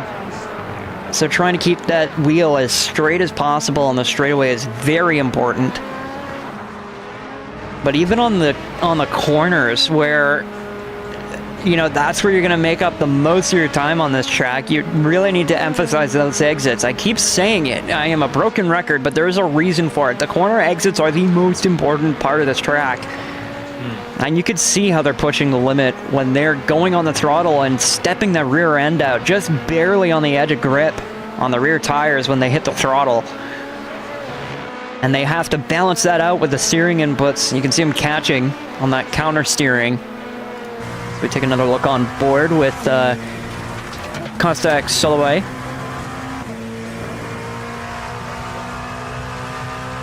But then again, I think that's one of the beauties of Le Mans, is the fact that it is a setup compromise every single time you come here. Sure, besides the ambient air temperature that's going to affect the amount of downforce you leave on the car, at the end of the day, you have these two sectors on this track that are just absolute full throttle, foot to the floor, go very fast. As Sebastian Issenberg going for a spin out of the final corner, ends up in the gravel on the outside of the circuit. Recovers relatively well, but has lost a lot of time in that one. He was in a fight for some of the sort of midfield positions in LMP2, and that's certainly going to compromise his run for the rest of this one. He's just made his pit stop as well. So not only were those tires cold, he's now scrubbed a little bit of life into them. Through that first part of the chicane he comes, mounts both curbs beautifully, and then I think it's going to be nodes deep into the third part of the chicane. Goes for that spin really, really late in the corner, and relatively, as I say, relatively well recovered. He's not going to be too upset about that one, but the amount of time he's lost is certainly going to ruin the rest of his run.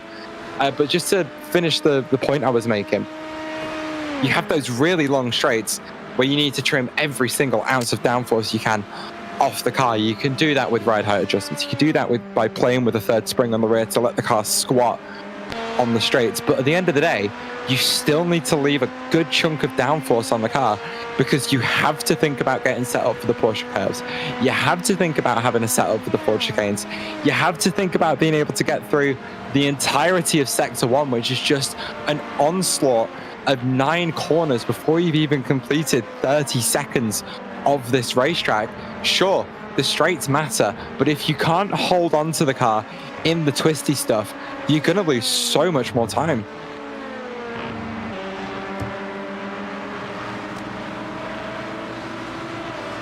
Meanwhile, taking a look at the lead of the LMP2 and overall, Pedro Paquette still controlling this race.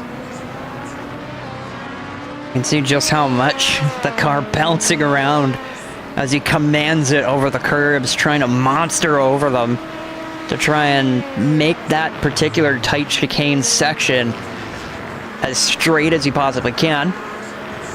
Maintain enough speed onto the front stretch. And I believe fairly soon he should be coming up against lap traffic here as Miguel Almeida. Just now coming on to, where is this here? The second chicane here. The second chicane of the Mulsanne Straight, so it's only a matter of time before the leader of LMP2 comes across his first evidence and or not his first evidence, but like, you know, the first evidence of his last time around through the field that he's going to have to deal with. Yeah, we saw him lose the lead earlier on in this race, but he's just had the relentless speed lap after lap to gain all of that time back and not only get himself back to the lead, but give himself a comfortable one over Fran Labrada. Credit to Fran as well, who's done everything they can to get back up into P2. And even though that gap is 2 seconds, that's outside of slipstream for the XPD racing car. It's still going to be enough that Pedro Paquette is going to be thinking about the car that's behind him. He can see the headlights in the rear view mirror. It's like, I've got to nail every corner. I've got to nail every braking point, every turning point, every throttle pickup, so that the car behind me can't get into the slipstream. But that's when the traffic comes into play, because you can't necessarily control exactly where the traffic's going to be. You can deal with it as best as you can, which is exactly what Alberto Garcia Blasco did to just get out of the way of that one. But even then, just the raw pace from Pedro Paquette on board that NGC by Rubis Gas LMP2 has just been enough to rocket him back up to the front of the field, as he is looking relatively comfortable with about 22 minutes to go in this race. This is probably my favorite thing about Pilot Series. The time really flies by. There's, especially with the large grid that we have today, 47 cars that entered the track today. Some of them, unfortunately, DNFing one way or another, coming into contact with each other or with the wall, or both.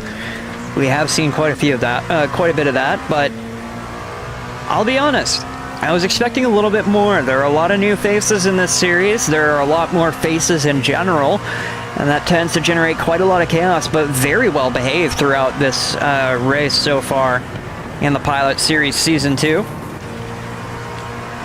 And it makes for really exciting spectating, very exciting commentating. It's very easy for me to do my job when the battles are all happening, and even when they're not, you could just kind of chill and watch the experts of their craft do their jobs and do them well. Like, look at the hand control on Pedro Paquette as he goes through this tight chicane. Just precise as you please, like a little ballerina dancing through, as if he's not hopping over the curves like a monster truck. And if he sees his first sighting of more GT3 traffic, gives him a flash of the lights to let him know, hey, I'm here. Yeah, that part of the track is one of those differences between real life and video games as well. Those chicanes, or those two final curbs on the fourth chicane, are that aggressive in real life. They are huge. And the thing is, the drivers in real life avoid it because they can get suspension damage. But of course, in sim, that isn't something we can get without really hitting a wall or hitting another car.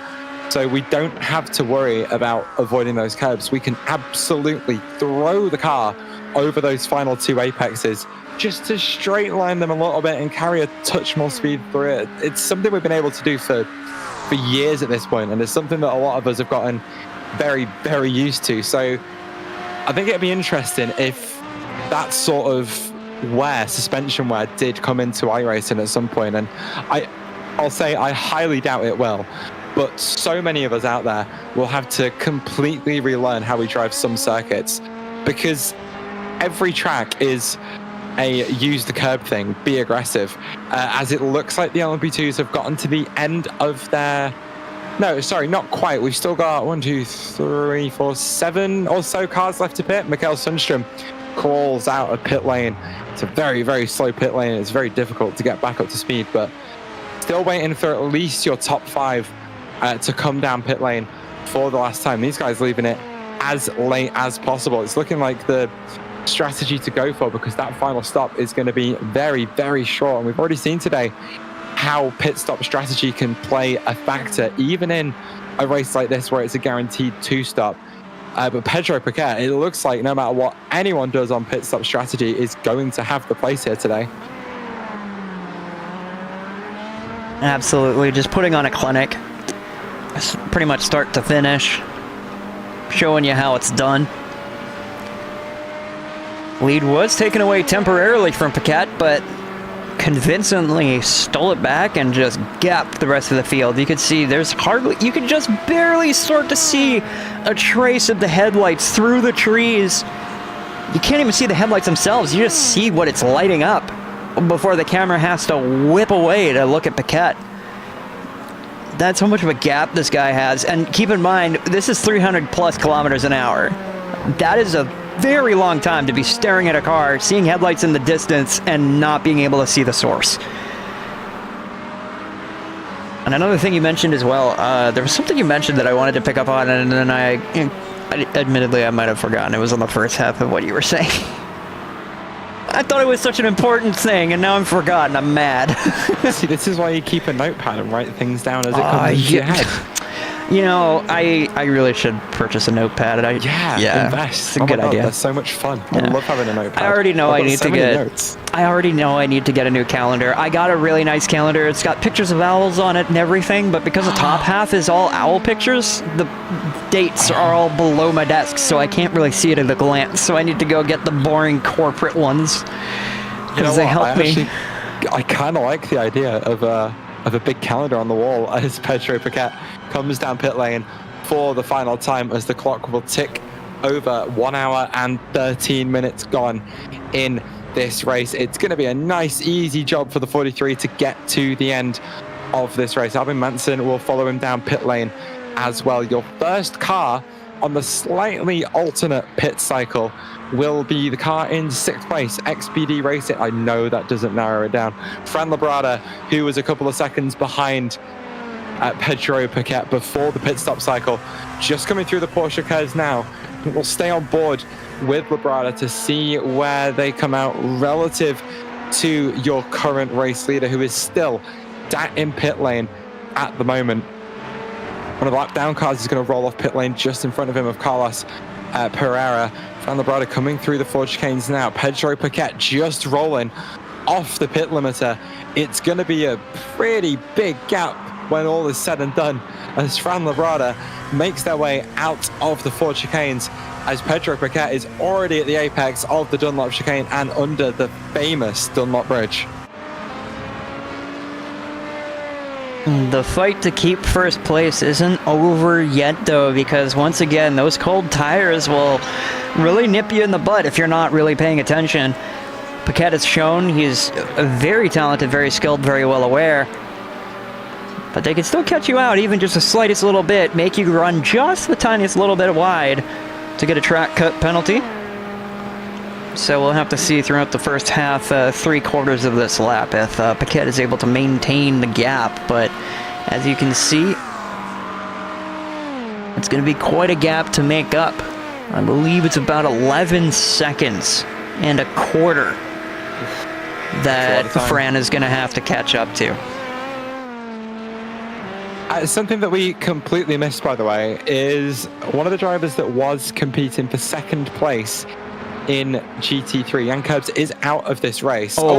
Speaking of out of this race, Albin Manson with no front end left on that car. I think that's on the exit of Tete Rouge. We'll see if we can get a replay of that one and see what happened to the nearly on pace driver. Same driver that had a big wide moment through Tete Rouge in qualifying and had to abandon his lap all over the curbs on the inside. Cold rear tires offering absolutely zero support head on into the tire barrier on the outside of the circuit front splitter gone, front end gone, maybe a little bit of suspension damage, and that is day over for the driver of the 127. Take us through it, Amity. Yeah, going into the corner. This is a very difficult corner. Just a little bit too hard on the brakes, locks up the rears. A little too much turning input, and very smart from the driver right there to apply a little bit of throttle just to get to the other side of the track. Sitting on the outside of that corner is very dangerous. You can get other drivers who aren't expecting you to be sitting just on the exit curb. You can catch them up into your accident. So very sportsmanlike and very aware from the driver there to be able to move the car out of the way. But still very unfortunate from Albin Manson. You don't like to see somebody crash this late into the race, but it can happen to anyone at any time. Yeah, like I say, it's one of those things with the setup compromise that you have to strip so much downforce off the rear of the car that if you start underspeeding a corner, maybe even due to cold tires, you're just going to lose so much support from the aero at the rear end, and it's the suspension that's then going to have to do all the work. But again, if the rear tires are cold, they're just going to give up on you straight away, and then it's going to be absolutely game over. But weirdly enough, though, Tête Rouge isn't a corner where you see so many incidents like that. It ends up just being slowdowns or off tracks more than anything. So it's actually a little bit impressive that Albin Manson managed to go for a spin there, as we're following Diogo Teodoro in that fight, not for the net lead, but certainly in that fight for P2. Raymond Deniette just in front. Miguel Amity, you just saw rolling down pit lane for his final stop of the race. The Mercedes driver pulls all the way to the inside of the circuit, trying to break the draft from the McLaren with that twin turbo V8 in the back of it. Hard on the brakes into the first chicane. The Mercedes with the advantage, under braking with the weight of the engine being all the way in the front of that car. But the nimbleness, the change of direction and the balance mid-corner from the McLaren of Diogo Teodoro, able to keep him right behind Raymond Deniette as they run down towards the second chicane even. Deniette pulling to the right yet again to try and break the draft. Moves back over to the middle of the road because for some reason that's where the GT3s are fastest. Teodoro looks to the outside and Deniette moves over very, very late. Both of them hard on the brakes into the second chicane as well, touching the first, second and third apex curb. Deniette looking a little bit wide into the third part of that corner. It might present an opportunity for Teodoro, but maybe he might be a little bit too far back. Are we going to see that fade to the inside from Deniette to defend the position? Yet again, I don't think so. Teodoro just does not have the momentum. The battle for the GT lead tightened up real quick, and as I said that, so too did the battle for second place tighten up. You see in LMP2, Bart Mattia actually getting past Fran Labrada. The connection loss versus XPD Racing for second place heating up. So both GT classes, both the GT3 and the LMP2s, we got a battle for the top spots.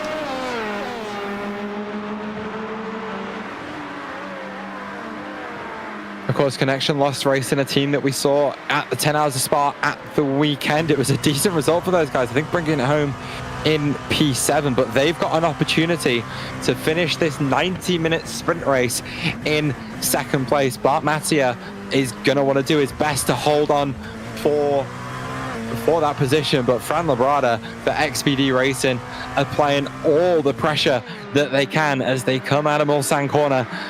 One of the that's actually that's Federico Faria who's going to be getting in the way on the inside of the circuit there, as Bart Mattia just tucks back to the inside of the circuit to try and break the draft again for Fran Labrada. Labrada just dropping back a little bit on this run down towards Indianapolis.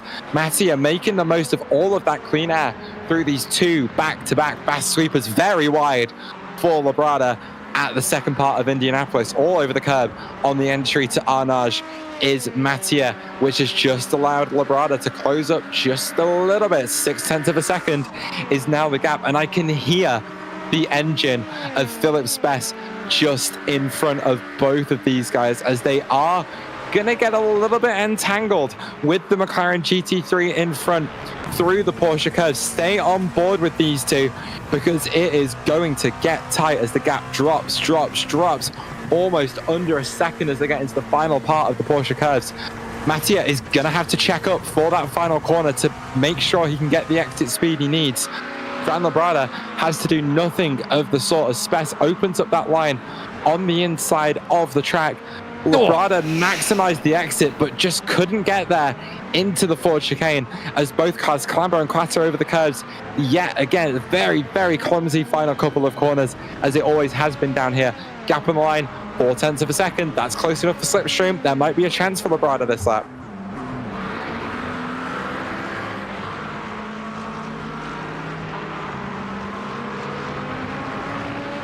Time is slowly ticking away. 10 minutes left in the race. And with the straights being so long, not a whole lot of opportunities to overtake, especially with the lap times being as long as they are. 3.5 minutes long. That is a long lap time. GT traffic playing a role now, and there's going to be a little bit of separation. The McLaren getting in the way. I believe that was the voracious McLaren of Vigario. Yeah, and that's almost going to decide this one as that gap has opened up to 0.7 of a second. It was a bit of a clumsy overtaking move from Mattia, who had to go very, very late into Tete Rouge and checked up on the exit of that corner, but not as checked up as Fran Labrada, who basically had to come to a stop at the apex of that very, very quick right-hander. And even then, still maximized that corner exit, as Mattia doesn't seem to have had a great run down towards the Daytona chicane. As that gap's closed up yet again, the slipstream surely playing a helping hand for the XPD racing driver. And Mattia still doing everything they can to hold on to that second place position. Up 4 places from the start of this race already, and only has to hold on for what looks like to be another 3 laps or so.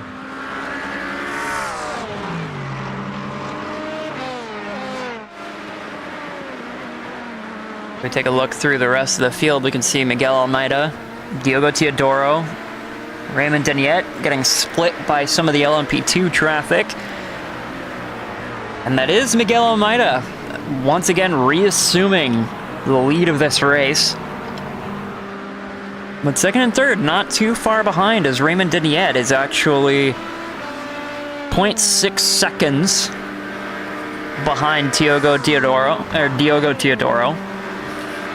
You can see the quick snap changes, the lane changes from the LMP2s, trying to get as much draft as possible and snapping out at the last minute. Meanwhile, on the AMG, the Mercedes AMG, you can see that purple lighting strip along the A, B, and C pillars, really making it stand out in the crowd with that lighting configuration as the McLaren tries to run away. But it does seem as though Raymond Deniette might be chasing down Diogo Teodoro pretty effectively here, trying to close the gap.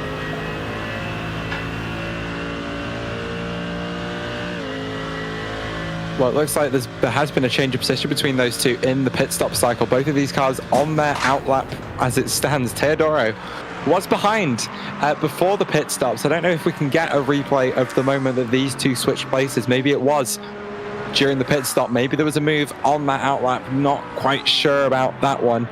But that gap is only down at 0.3 of a second. And again, with so much slipstream available for these cars to play with, Garcia Blasco squeezing his way through on the Mercedes. Going to have to find a way through the McLaren as well, who leaves him all the space on the outside of the circuit before quickly cutting back for the braking zone into the Ford chicane, which will be probably for these guys the penultimate time over those curves. The GT3s both handling that beautifully, although a little bit wide on exit for Deniette. Albin Manson, who's been on pit lane a very long time now, has actually been overtaken by this fight that we're watching. But once again, it's the fight between the two different V8s. It's Britain versus Germany in France yet again. Both of those cars using the curbs on the inside of the Dunlop chicane. Very wide for Teodoro. Very close to picking up a slowdown on those spikes on the exit of that corner into the Forest S as they come yet again. Deniette just struggling through the quick stuff, but still maintaining the gap that he needs to be well within that slipstream on the run down the Hunel Dier. That's going to be an off track for Teodoro, though, as it's almost contact in the back with Mikael Sundstrom, who didn't expect the Mercedes to cut across quite as aggressively as he did. Teodoro scrubbing those tires on the exit of Tete Rouge has meant the run that he's got is absolutely terrible, as Raymond Denier has closed right the way up, Jinx to the outside of the circuit.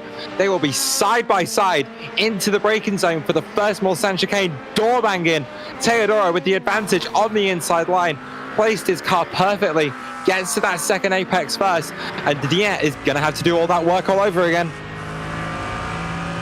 But he is much closer this time for the attack. You can see the amount of speed gathered from the proximity to the draft, that hole in the air. Now getting alongside, and you can't even see out the passenger side. You can't even see where it is. There he is. There's Diogo. That number 44 McLaren getting later on the brakes and getting the ideal entry into the corner. Wow, that was incredible. Way later on the brakes than Denier was, and still able to extend the gap. Being able to defend a position like that is incredible. Being that later than your opponent on the brakes and still being faster on exit. Yeah, if Denier wants to make this position up, he's going to have to be a lot more aggressive with Diogo Teodoro. Maybe some fireworks yet to come in this race, as both of these cars maintaining that gap to your GT3 race leader. Miguel Almeida probably looking in his mirror at this fight that's going on and being like, yep, please keep that one going. As we just switch focus for a second to the battle for P7 in LMP2, Clemente and Rubruck. A touch on the outside of the corner as they're going to keep door banging all the way down the Gulf Straight under the Toyota gantry on the way down to Indianapolis. Clemente is going to have the advantageous line. Rubruck looking for a cutback into the second part. He's going to look for another cutback, but Clemente gets well checked up on the apex of that big banked corner. Clemente will make that position, goes very deep into Arnage. Rubruck gets the run on the inside, side by side on the run up to the Porsche curves. Can Nelson Clemente maintain any sort of overlap before they get to the first part of the Porsche curves? Rubruck will move back over to the left, cut him off. Clemente looking to the inside, but I think he's just going to stay in line to now. That was a brilliant little scrap between these two, but it's not done yet. Yeah, Nelson Clemente, also in his second season with the Pilot Series. He's not unfamiliar with battling. Might be struggling a little bit here. Might have a little bit less downforce, or might be just caught in the dirty air there. Not have quite as much downforce as he'd have liked, and now he's going to have to deal with GT traffic. He's just going to lose gap. He's going to lose time to the car ahead with Maxim Rubruck.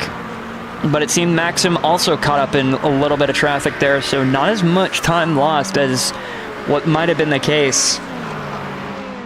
An old commentating friend of mine would have called that bookmark in both of those LMP2s perfectly pinched between three battling GT3s. Everyone manages to get through it very, very cleanly, as Rubruck looks like he's going to hold on to that position for now, as his eyes are way up the road. Well, I say way up the road, not too far up the road on Leandro Mendez, who is in sixth place at the moment. Rubruck might want to get back. Miguel Almeida doesn't manage to get through for Tete Rouge. It's going to be a battle of who got the better exit from Tete Rouge. It looks like it's Clemente who's looking for a way past Rubruck. These two, who haven't been opposed to a little bit of door banging, might start doing that again. Rubruck almost making contact with the rear corner of Nelson Clemente, as Clemente retakes P7 and is now the driver who's looking at the back end of Mendez. Rubruck, though, won't let that one go. He is still close enough to make another move work into the second chicane. Gap down at 1/10 of a second. The speed is going to build yet again. Both cars making their way over to the right-hand side of the circuit. That's the optimum line you want to be in for entry to that second chicane. Is Clemente going to defend to the inside? Rubruck letting the speed build in the slipstream. Looks right. Doesn't commit to any sort of move and is just going to bump draft Clemente a little bit. Okay, so Rubruck thinking big picture at this point, maybe trying to put Clemente off in the middle of the corner. It has actually worked. Clemente was a touch deep into the second apex, and Rubik now had a little bit of overlap on the exit of that corner, but will slot back in. The bump draft watch is on yet again. Rubik using Clemente to get right up to Leandro Mendez, who has absolutely no help in the slipstream.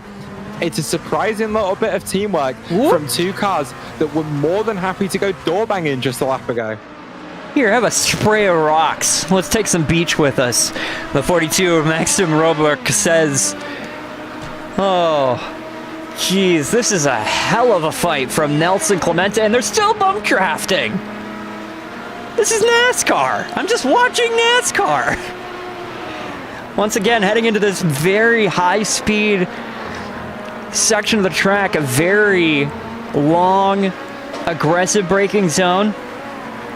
Still very close together. It is very scary to be running this close to each other heading into a braking zone. This is an incredible amount of talent from both drivers, an incredible amount of trust, especially from the number 42, trusting the car behind isn't just going to run into him. And once again, they are still sandwiched between each other, tight in. Number 4 looking for an inside corner, but not going to be happening at the Porsche curves. Not enough of a braking zone there. And now a little bit of a gap forms. It's not going to last for long, as that number 4 is still on a tear. These two cars just absolutely sending it. Nothing left in the cars. And we are now heading to the finish, I believe. Yeah, we're on the final lap. Are we already there? Is the white flag in the air already? I'm just trying to get a look at to see what sort of flag. Oh, we already did. We already. Oh no! I'm so sorry, Pedro. I missed you getting across the checkered flag because I was so enamored by the race I was watching. So then Miguel Almeida will exit the final corner to back up his race win at Spa, to back up his championship victory in Season 1. Miguel Almeida, the Sonic Racing team, wins the race here at Le Mans. And it's NGC by Rubis Gas who take the overall LMP2 win. Pedro Paquette, absolutely untouchable all race long, except for in that pit stop cycle, where Alberto Garcia Blasco was just able to get ahead, but it was ultimately the speed of Paquette that was able to get him back into position as Almeida going for some donuts. I apologize so much to NGC, the team over there, and as well as Paquette.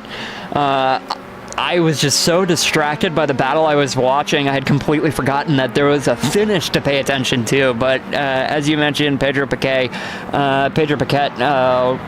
running a beautiful race today, perfectly flawless, and winning the overall in the LMP class. And the GT3's Miguel Almeida, he had a little bit of a threat from Luke Smith, who was last year's overall champion. But Luke Smith making a big mistake on the first lap, and Miguel able to capitalize and win Circuit de la Sarthe, the first race of the second season of Platinum Pilot Series. What a start.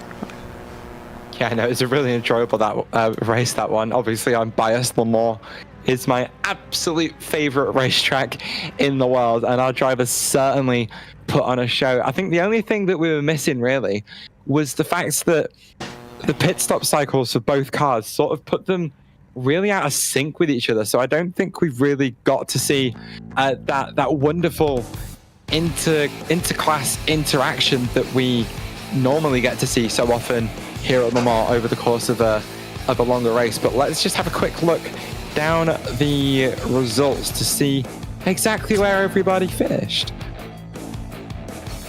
So first off, we're gonna head into the GTP class. I'm just gonna make sure that we don't. GTP class? Well, it's called GTP. I forgot to rename it. I forgot to rename it in the overlay. A little bit of a scramble to get everything set up. But it's not even accurate because SRP Racing didn't win that race. Unless there was a late race penalty. Hold on. Is there? It certainly looks like it. SRP Racing have been classified first. We'll have to... I'm not sure if something's booked out with the stand-ins there, but they're showing 25 laps ahead of everybody else. So I think we read it as we saw it on track, with Pedro Daniel Paquette being your LMP2 race winner, with Connection Lost Racing of Bart Mattia up there in second place. A great result from them, with XPD Racing's Fran Labrada in third. Alberto Garcia Blasco, who did lead the race at one stage in this one, brings it home in P4, with Mikhail Sundstrom down there in fifth place. Leandro Mendez brings home the Sonic Racing Team car in sixth, and Nelson Clemente in that brilliant final little battle with Maxim Rubruck will bring it home in seventh. P8 goes to Maxim Rubruck, with Didac Fajardo rounding out your top 9. Kostek Solovage will finish in P10, with Daniel Fascia finishing up in P11. Stefan Le Guin returns with a P12 for Squadra Veloce Alpha by Eagle RS, and Miguel Alonso finished P13 for SRP Racing. Killian Claes will bring their car home in 14th, with Adriano De Charia in 15th. The first twin-turn sim racing car of Scarlett DeMarco finishes 16th, with Sebastian Isenberg in 17th place. Felix Manzanedo will bring their car home in P18, with Mark Hagler with that early race contact only managing to finish 19th. Taylor Mills Racing's Alexander Miller will round out your top 20, and Dimitri Dennis only manages a 21st place.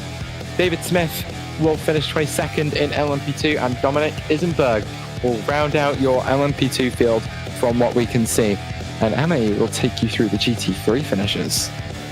And in the GT3 class, we saw Miguel Almeida do a fantastic race from start to finish for Sonic Racing Team Green, taking the checkered flag in first place.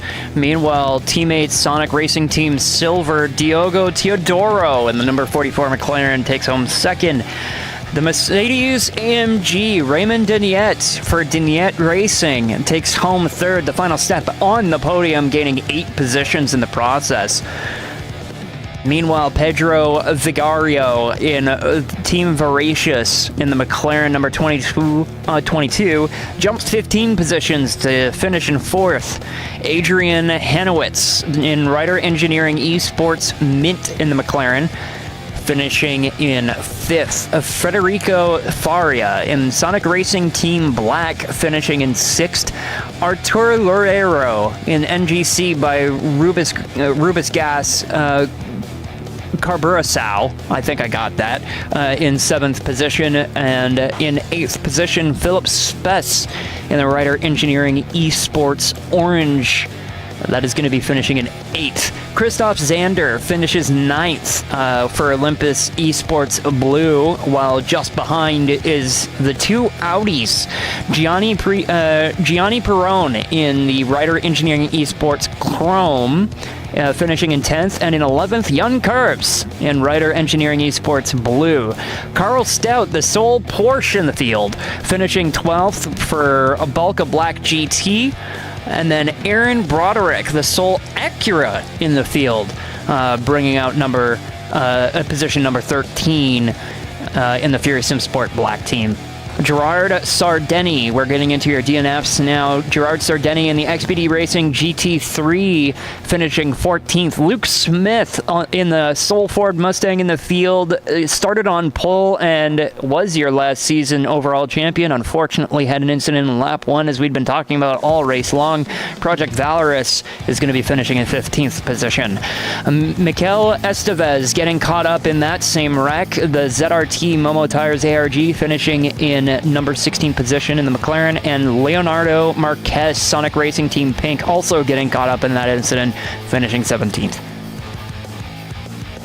And so it doesn't quite look like anyone wants to talk to us about their race wins this evening, which is absolutely okay, because it gives us the chance to have a chat about, well, exactly what the takeaways are from that race. I think it's a little bit disappointing to see Luke Smith crash out so early, because we had him and Miguel Almeida on the front row of the GT3 grid, which we were hyping up for so long at the start of this race, to see both of those championship winning drivers in the same class, ready to fight it out all season long. It was such a promising little spark that fizzled out so early just because Smith asked a little bit too much of the rear end of that Ford Mustang GT3 and unfortunately collected 2 other cars in that one as well. And so it did just look like normal service as normal for Miguel Almeida, who was able to just bang those consistent laps in one after the other, after the other, after the other, not have to worry about when he pitted, not have to worry too much about rolling over for traffic and losing much race time, because it just didn't affect him too much. And we really are just waiting to see what Luke Smith can do in that Project Belarus Mustang. And unfortunately, we're going to have to wait another couple of weeks to find out. But I think as well, the racing was absolutely top-notch yet again.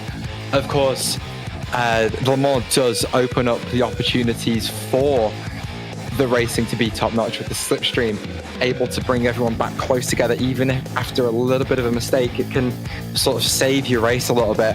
But we have a really close field of drivers up and down both classes, so the racing is set to be excellent yet again.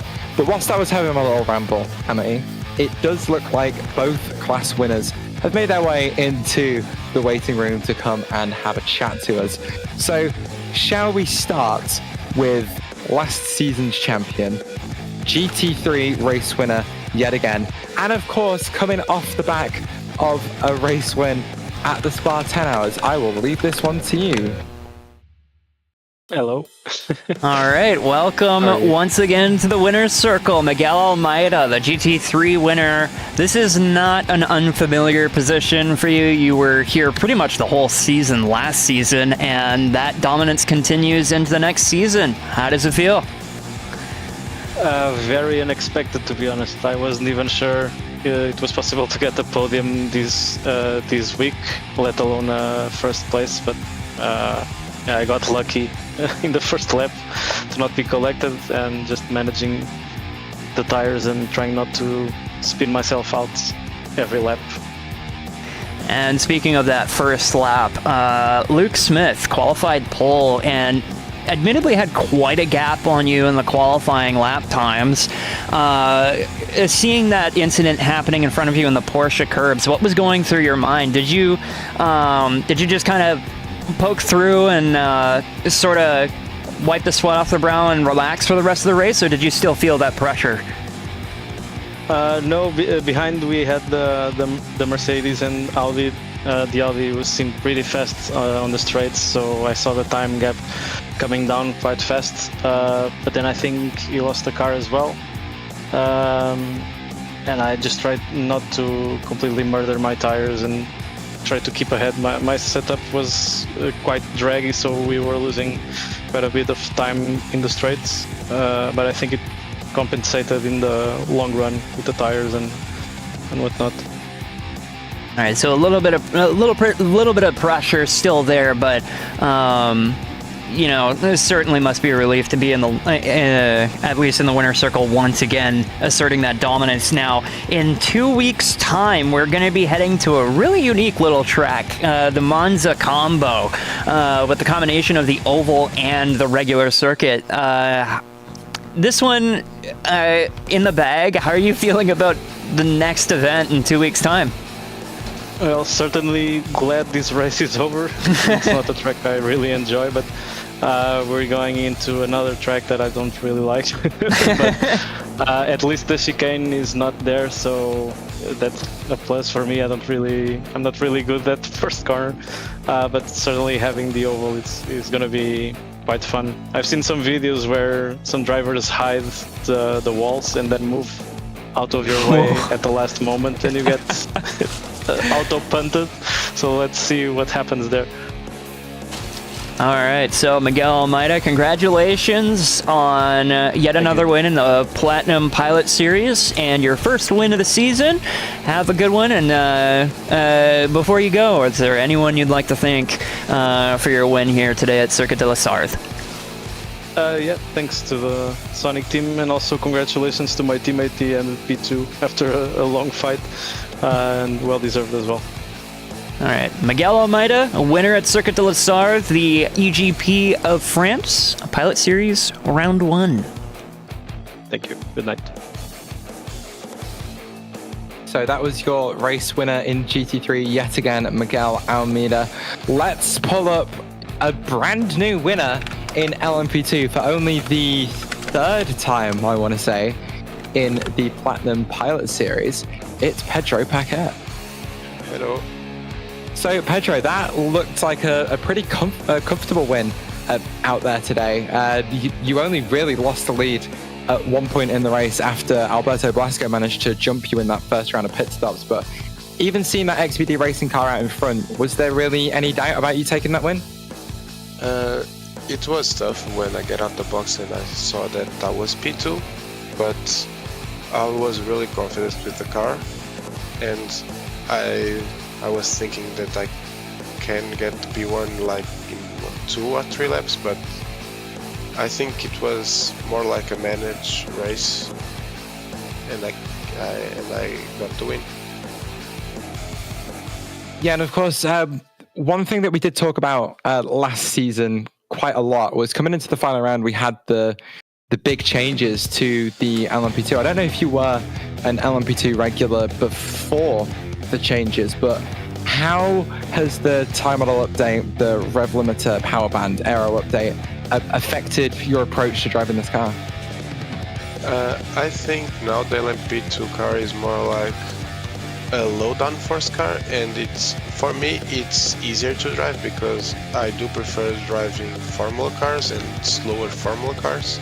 So for me it's easier to drive the new LMP2, and I prefer driving LMP2 or LMP3 instead of GTP because I don't like the downforce, so I kinda like the new LMP2 right now.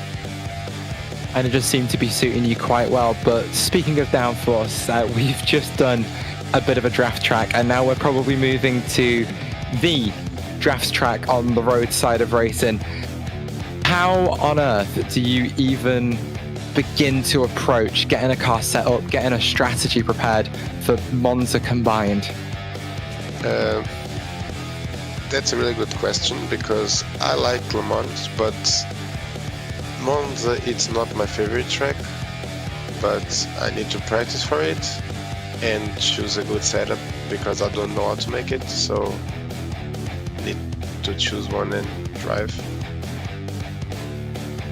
And so to open the bank so strongly as well, do you think that this could be the start to, possibly a dominant championship charge, or are you just looking to take it one race at a time?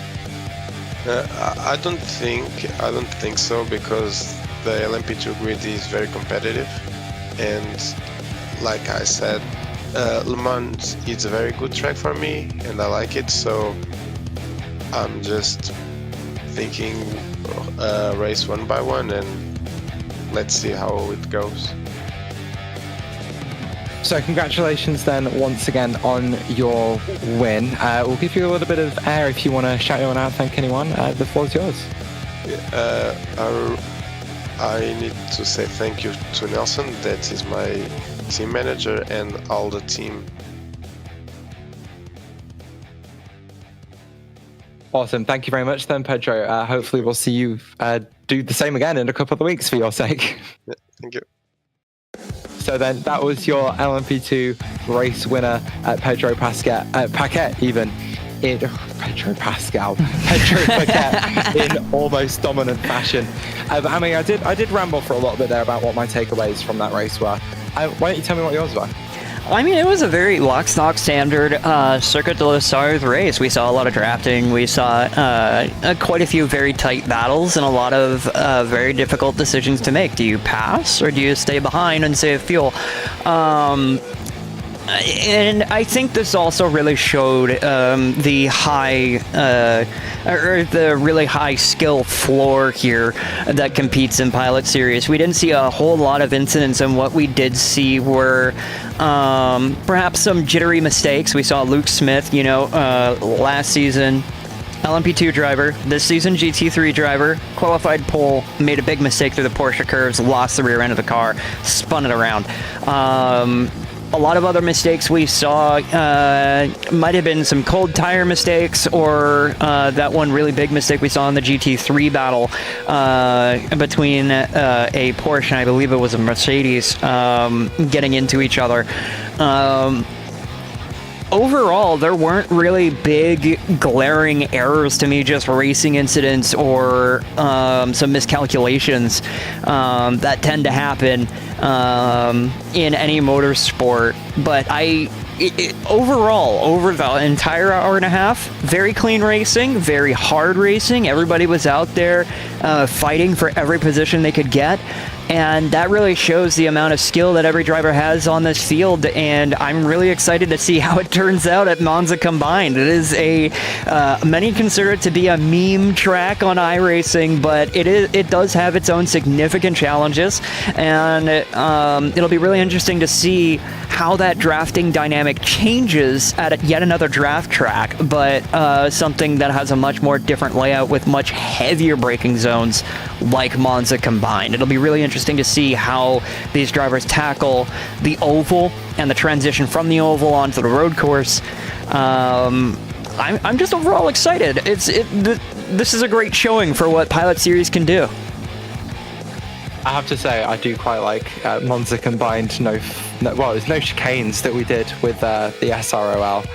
GT3, all the GT3s, every single GT3 that's ever been on the surface, all that fit, were eligible to be entered in that race. The TMR took the Ford Mustang GT3, and it was literally just a case of find friends, bump draft, and then get to the lead and fuel save. Thankfully, like I say, we did have some teammates in that race, so it made it a little bit easier to find friends and really start to get the train moving. It ended up being a Taylor Mills-led Taylor Mills race in 1-2, which, as you can imagine, I was pretty pleased about. But I'm really excited to see how multi-class is going to handle that, because just GT3s was one thing, but to have LMP2s and GT3s on the same track, as tight as that circuit can get in places, it's going to be 90 minutes of absolute chaos. Oh, man.